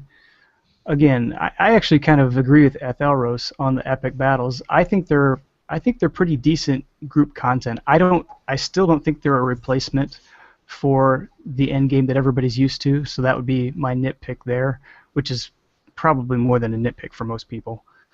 Crafting, I don't really care about. PvMP, I'm not too concerned about. I'm going to also give it a B. At the end of the day, for me, it still passes the fun test. I still want to log in and play. I still want to level alts. I still want to do epic battles every now and then. I don't feel like walking away from the game. It passes the fun test for me. I'm going to give it a B. All right. Going through here, the epic story I thought was really good, especially along with the phasing that went on. With the story that was required by the story, I thought they did a great job with. Assuming you include epic battles in the story wasn't very good. But side quests were good for the most part. Like I said, there was like a 3-level range where I just was very annoyed by the side quests. The landscape design was, in my opinion, perfect, if not near perfect. It was in that range. They did such a fantastic job. I think it's better than just about anywhere they've done before, especially considering the fact that they already did a previous part of Rohan, and this area still felt so special on top of that. That's what amazed me most, was we've already been to half of Rohan, which is this huge area, and somehow they were able to make this area on the second half feel special in each and every part, and even more amazing than what was already there. And that was just hands down the best part in that regard. And like I said, epic battles, probably not going to do them again. So while they're meant to have high replay value, they're not necessarily fun enough for me personally to be replayed a lot. And so I don't really see much value there. Class changes, like I said, we kind of have to wait and see. At least I have to wait and see to know if they're worthwhile. Crafting, I don't craft. And random stuff. I was kind of disappointed Mounted Combat stayed the same, but at the same time, I totally understand why. The music wasn't good, in my opinion. PvP armor was an issue. And yeah, I have to overall give it a C+, just because of the issues that I have with epic battles and the issues that are there with class changes, balancing, and some of the PvP issues. It just really detracted a lot from the expansion. So luckily, we didn't give too terribly of scores overall. I'm going to go ahead and read some of the reviews that were on the poll article. In the show notes, there will be a link to the poll article where you can still give your score, comment, and let us know, and also vote in the poll. It will stay open, hopefully, till the end of time. If not, and you're listening to this 10 years from now when LOTRO is probably shut down, I'm sorry, you can't vote. I'm sorry. If you're reading out Fredless's post, good luck. Yeah, I might, yeah, well, I'm going to go ahead and read down the list here, and we'll see how long until I get tired. Kellenglier left a comment, I can only give it a B+ because the epic battles are awful, especially for someone who mainly solos, like myself. Storylines get an A, scenery gets an A+. From Eric Illos, big battles prevent you prevent you from playing your tune and are boring unless it treats them for you. I don't know what that means, but we'll keep going. No new instances or raids. Crazy for an expansion. No in-game armor besides crafted and rehashed old instances. Cosmetics? What cosmetics? Even the leveling gear was terrible. Yeah, I All was right. wondering about cosmetics myself when someone said that he liked the cosmetics. Yeah, Telros, I was very confused by that because I felt The like, cosmetics in terms of the quest gear and stuff like that, and the crafted gear. well, I agree that the cosmetics that were there looked good, but I feel like that there was so much less variety in this expansion on cosmetics than we'd seen previously. I think these were better than Rise of Rohan's. Really? Okay, well, Well, that's that's good. not saying much. But with something like after Rise of Isengard, they almost can't do better than that expansion, I think, because there was just every single cloak that dropped was just amazing. I think most players thought. Anyway, Mosby says that the graphics and environment were quite good as usual. We got to see a lot of places and events from the books. Quests were okay, epic story was decent, big battles were a good idea, though the initial implementation is rather buggy.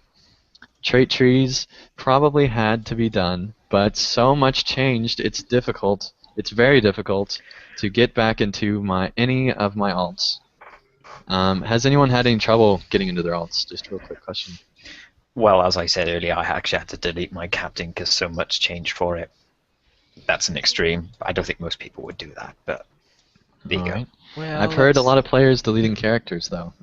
I Well, don't I know didn't why delete Cascabel any. necessarily left his Runekeeper, but I know that he did. No, he didn't leave his Runekeeper. He's only going to play it off video.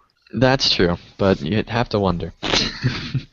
Alright, and he continues, my Berg isn't as versatile and my Warden feels crippled, while captains can solo 6-man instances on level.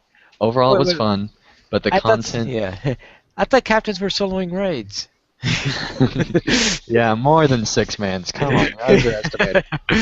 Alright, but the content is way too easy to be considered a challenge at all. We've been 6-manning skirmish raids easily, getting kind of boring. Alright, and an unexpected vidcast, and this is probably the last one I'm going to read. I really like the epic battles. I've only played them in a duo, but find them great fun. The scenery is fantastic, as is Legendary Quest. There were some negative comments about the music, but whilst I wouldn't listen to it on a CD, like I would Chance Thomas soundtrack from Riders of Rohan, it fits the game perfectly. All in all, it gets an A- for me. Alright, so if you want to continue reading through various opinions from the players, feel free to. There's a lot of opinions from various players on there. And I think every single one definitely is a fantastic review, whether or not they are positive or negative.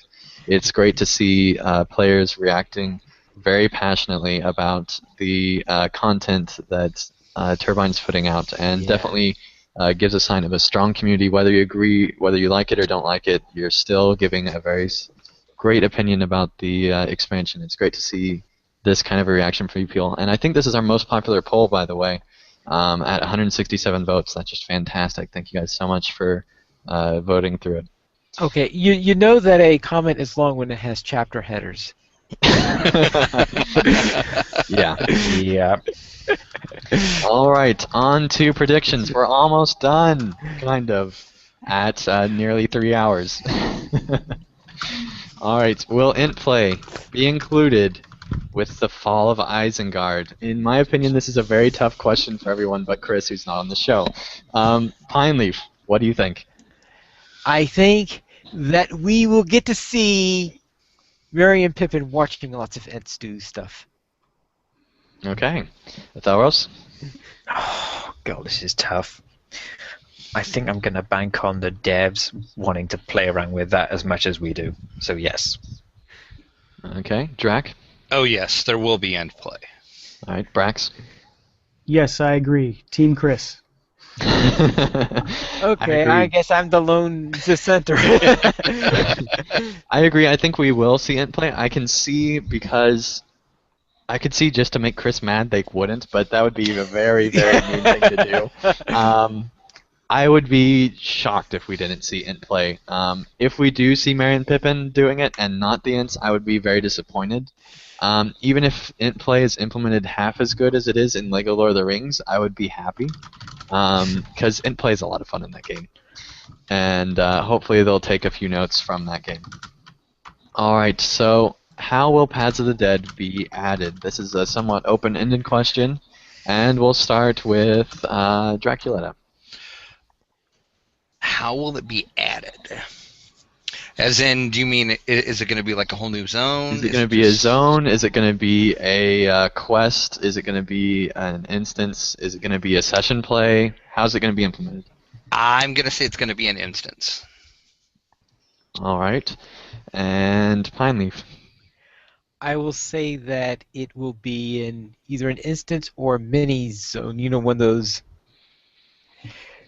things that are some, slight cross between zone and instance. But I say it's more of an instance than anything else, and that it'll be sort of a bridge into southern Gondor. All right. So do you actually think that we're going to... Are you willing to predict that that will be the way we enter Gondor? We will... I'm willing to predict that we will enter Gondor through the Paths of the Dead. All right, that's on audio. Yes, See this how is that despite goes. the fact that they said that we are going to be seeing the dead marshes. I know that they said that. Okay. But Brax, how do you think the Paths of the Dead will be implemented? Boy, until the live stream, I would have swore that they were going to put some instanced clusters in there. But now that they're saying they're not going to do that for the foreseeable future, I'm just going to say it's going to be instanced. Okay, Athelros? Yeah, I think it's probably going to be the same, instanced. Okay, I would have to say it's either going to be instance or a session play. I think that it's quite possible we could see a session play of several characters, maybe even including a ghost going through there. I think it's quite possible that we could see that. We'll see what happens. All right, will we see a level cap increase in 2014? Particularly, will we see it increase to 100? But you can answer just generally, will we see a level cap increase? And starting with Athelros. It would be the first time they increase the level cap without an expansion, and I don't think companies generally do that, from my experience. Unless you count Mirkwood as not an expansion. Well, it was at the time. I don't think so, because the classes, they need more work to be. They don't need that much. Let me rephrase this. They need too much work right now to have the added pressure of adding a level cap and putting more skills and stuff in. All right. And Brax. I don't think so. I don't think they're gonna increase it, because that would mean increasing stats and legendary items and other things, and I don't think they want to do that. They want to focus on making the older systems better. So no, I'm going to say no. All right, Pineleaf. no. All right, Jack. No, there will not be. All right, yeah, I don't think there will be a level cap increase, but man, what opportunity better to make it be a nice even 100 than this now. I can't imagine that there would be, assuming that the next expansion in 2015 sometime would be, assuming they are having an expansion in 2015, assuming that the next major content release like that would be bringing it, like a 10 level span, that would make it be hard to bring it back to even numbers, and that bothers me. All right, will we see a new class in 2014? I'm tacking that on there. And let's go ahead and go with Drac. No, we will not. Not in 2014, at least. Okay, Pineleaf. Ooh, good question. I know that there was that hint that was dropped. So I'm trying to question what it was, whether it was for a new class, as some people speculate, or whether that entire thing has to do with something they want to do with the trees. But I just can't think of any way they could add another class right now and still maintain our. 333. I think it'll be too complicated. I think it'll be too complicated to add a new class this time. So I strongly doubt it. All right, Brax. No new class. Athelros? Nope. As you just said, it's just no. I don't really see any room for another one with what three light, three medium, three heavy. It's just it doesn't seem like a place where one would fit. The only one Right. people keep bringing up is the Bjornings, and I Oh, don't I, know. I don't see that, no. No. All right, here's a question. Do you think that either we will see a new creep class or we will see a new class in general at any point in the future of LOTRO? And I'm going to go ahead and give my answer to this question that we already did as no. So let's go ahead with Pineleaf. Do you think that we will see a new class, creepside or freepside, in the future ever in LOTRO? Ever in the future of LOTRO? Let me see. I would say definitely not on Freep side. On Creep side, I would give it a 10% chance. Okay. That's a yes. That is a yes. Athelros. No, not even on creep side because they would never invest that many resources. Well, yes, that would require it. Right, that's why I was saying that. You have more optimism than I do because you haven't Yes, spent as much time I in gave the them a Morse. 10% chance where they would actually look at it, but yeah. Apparently that's optimism. But anyway, Brax, what do you think? I give both a 0% chance. All right, Drac? I'm the same way, 0% chance of either. Yeah, I think it's more likely that we'll see a Freep class than a Creep class, if anything, but I'm going to give it no. I don't think we will on either side. All right, well, that's the prediction. We'll see if we're right or not. All right, and Brax did go ahead and give this question. Will there be any changes to mounted combat? I'm assuming that's in the future, or do you want to limit that to 2014? I was really thinking just for 2014. All right, so 2014, any changes to mounted combat? Would these have to be somewhat major, like adding skills, or just any changes? Just any changes. All right, just any changes to mounted combat. And let's go ahead and start with Brax. I'm going to say a hopeful yes. I'm not sure what they're going to be, but I think that they're going to do something in Rohan with mounted combat. Okay. Athelros? I'd say 75-25 in the advantage of no. Okay. And by our math, that's still a yes. Finally, what do you think? I'd say a couple of skill tweaks. Okay. Draculetta? I'm going to say yes, and they'll add some levels to the horse. Okay. I'm saying yes, assuming that they are going to continue to use mounted combat outside of Rohan. If they don't use mounted combat that much outside of Rohan, they wouldn't really have much reason to change it, would they? Yeah, but I think Southern Gondor will have some. Yeah, I expect there to be mounted combat, but it'll be interesting to see if there is or not, because Gondor is really not that much of a mounted place. But yes, but Southern Gondor does have its cavalry, and that's true. when you're facing elephants. Fields. Well, yeah, there is Pelennor Fields, but that's a Yeah, but that was mostly Rohan. Yeah. And Dol Amroth's cavalry coming to assist them. I just meant the Pelennor Fields as in we be riding on it. Well, yeah. Right, yeah, we will. Well, I would hope so. You can walk if you like. Trample. All right. Anyone else? Will there be any changes to mounted combat?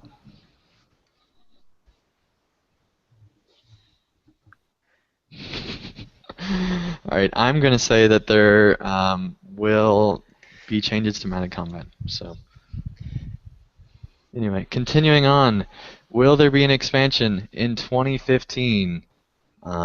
This is at any time in 2015, even if it's on the last day, at the last minute of 2015, right before New Year's as a New Year's present. Athelros, what do you think? I don't want to give a definite answer to this because I think it's going to depend very heavily on how this year goes. I think if this turns out to work well for them, they will keep doing this. I think I could see some having some kind of Gondor expansion though.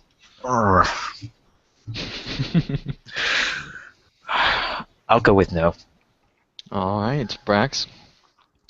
I'm going to say yes because I think that regardless of whether it's large enough to be something that we would consider an expansion in today's world, they're going to release something in 2015 and call it an expansion.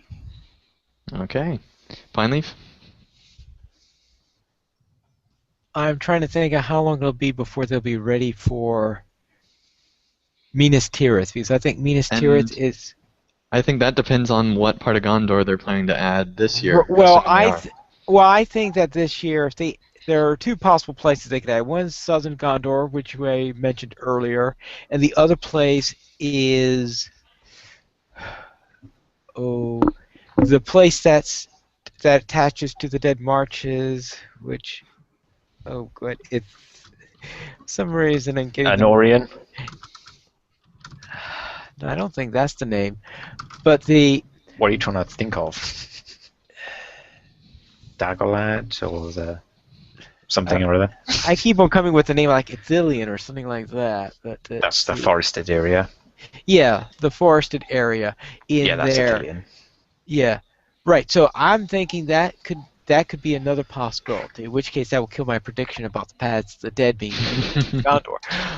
But So those he's are the covering himself, apparently. those are the two most like. Though of course, technically we've already been in Gondor because the East Wall is part of Gondor, but that's an entirely different matter. Well, yeah. Technically, it is. I know it's uninhabited, so. But then so is Ithilien uninhabited. So if you want to inhabited Gondor, then Southern Gondor would have to be the first place we enter, I think.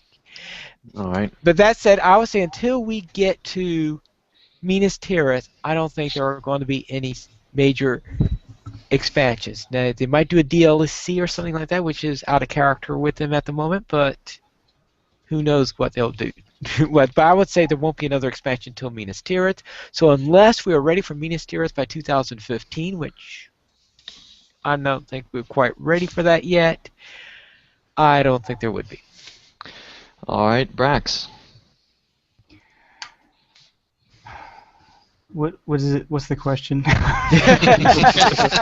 Will there be an expansion at any time in 2015? I was starting to drag here. Oh, I already answered that question. Oh, well, Drac. I was going to say, what about me? Don't I get to answer? Go to sleep, Brax. Okay, we got next question. I think they're going to release something they're going to call an expansion, but I really don't think it's going to be an expansion. It'll be an expansion in the same vein as what Mirkwood was, I think. It's going to be like a mini expansion.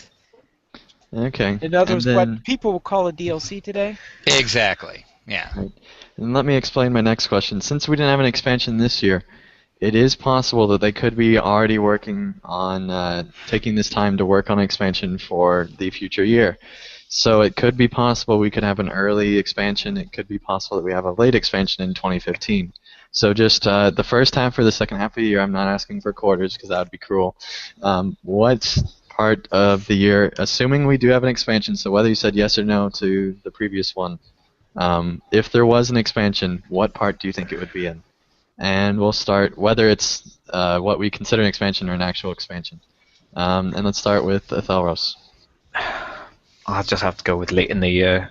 I think doing it early would give them enough time, and they're already struggling as it is. I think they've always done it late in the year, and I think they'll continue to do it then.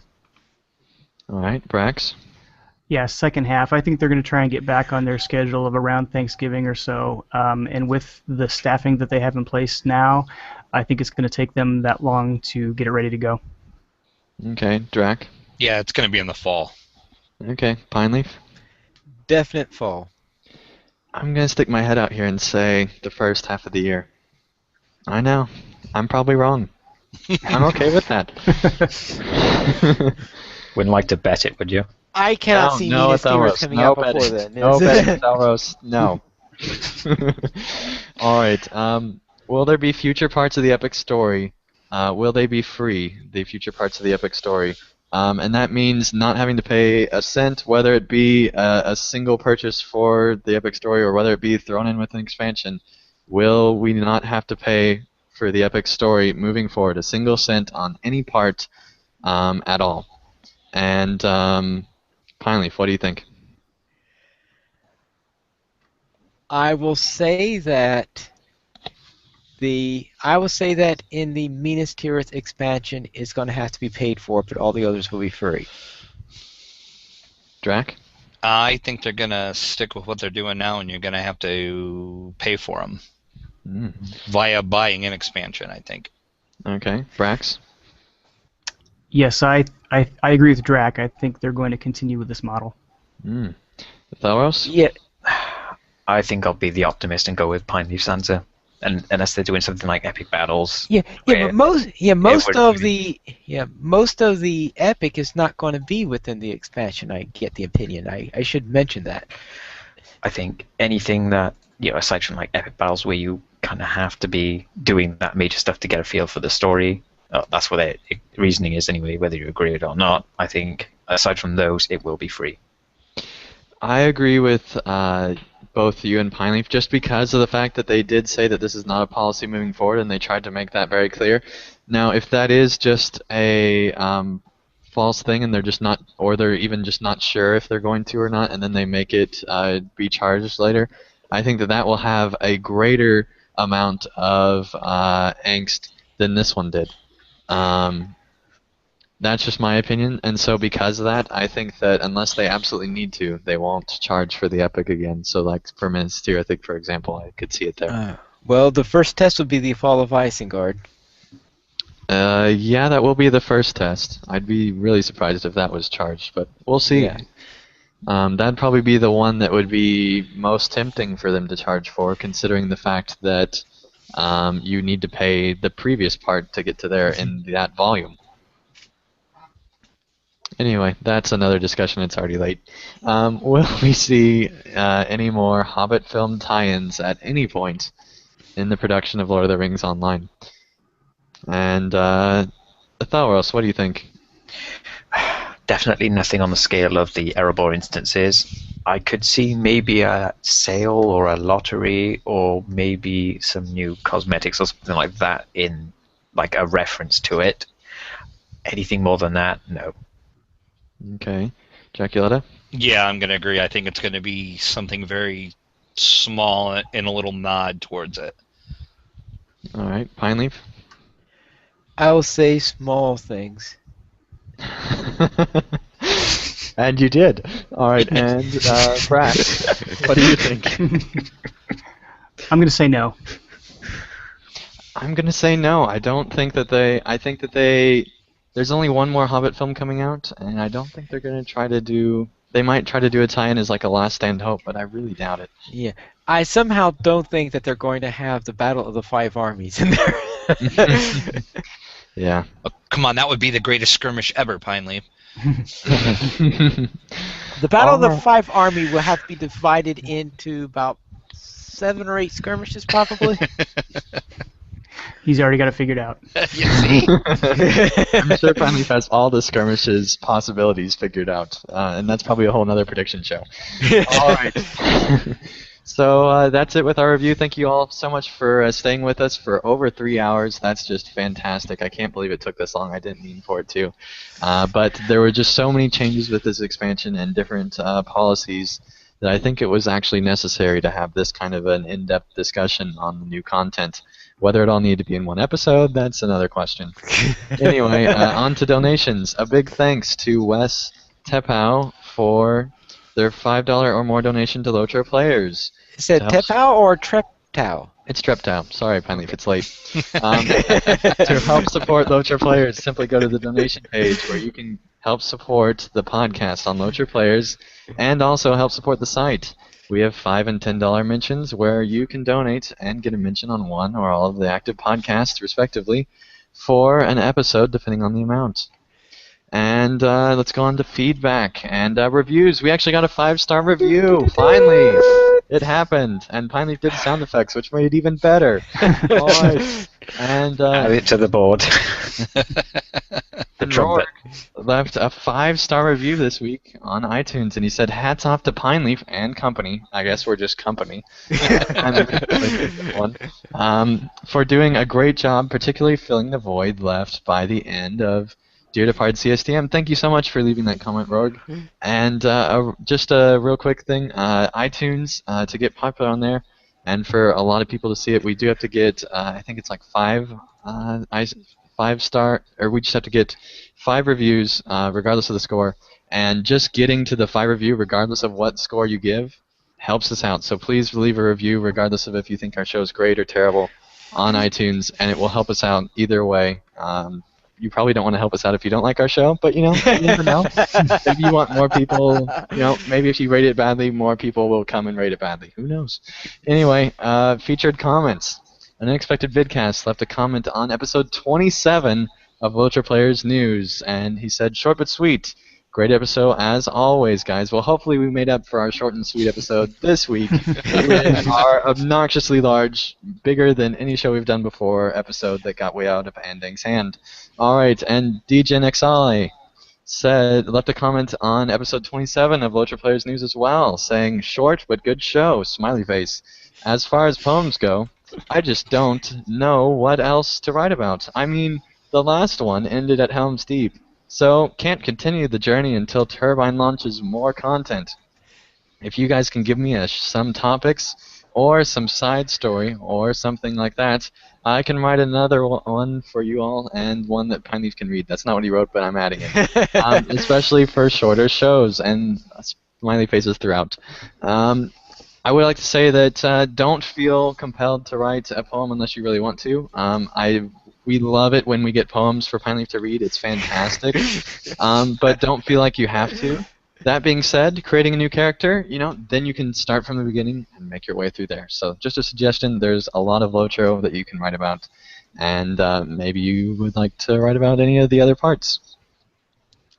Alright, and this week we did not receive any emails, but we would love to read them on the show, particularly less popular shows. So thank you for not sending us any emails this week, but hopefully you will give us an email next week when it will probably be another short episode. And you can email us at lotraplayers.mymiddleearth@gmail.com. You can also follow us on Twitter, LOTROPlayers, @LOTROPlayers, Andang, @TookOverTheShow, PVMP_Andang, Braxwolf, @Braxwolf, not Braxwood, don't get confused, Draculetta, @Draculetta_72, Athelros, @Athelros, Mystery, @MysteryXOX, and Pineleaf, @Trumpeter of Middle Earth, according to whoever wrote that. And that, once again, may or may not be Pineleaf's actual Twitter, but go ahead and follow it anyway, and just give them a good time because we don't want to get in trouble for Is there a having to follow difference them between and a annoy them. trumpeter and a trumpeter? It's too late to ask that question. All right. Final thoughts. There's a 10% difference. No, that's yes. Okay. Final thoughts. LOTRO Players News goes live every Saturday at 8:30 p.m. server time and is usually a lot shorter than the show. You can join us by going to LOTROPlayers.com/live. Be sure to join us in the chat. Thank you so much, chat room, for filling up for this review show. It's definitely awesome to have this many people in the chat. A big thanks to Fredless Draculetta for showing up in the chat. Thank you, Draculetta. No problem. Whiteberry, Zingor, Jiwahe, and Pineleaf, Braxwolf, Athelros, Andang, and of course, Brannick for joining us even though he's not still with us. Thank you all for joining us in the chat. It's absolutely fantastic, and it's way too late for me to be ending the show. So thank you guys for watching, and we'll see you again next week for a much shorter episode. And skirmish responsibly. Heal Pineleaf. Yes.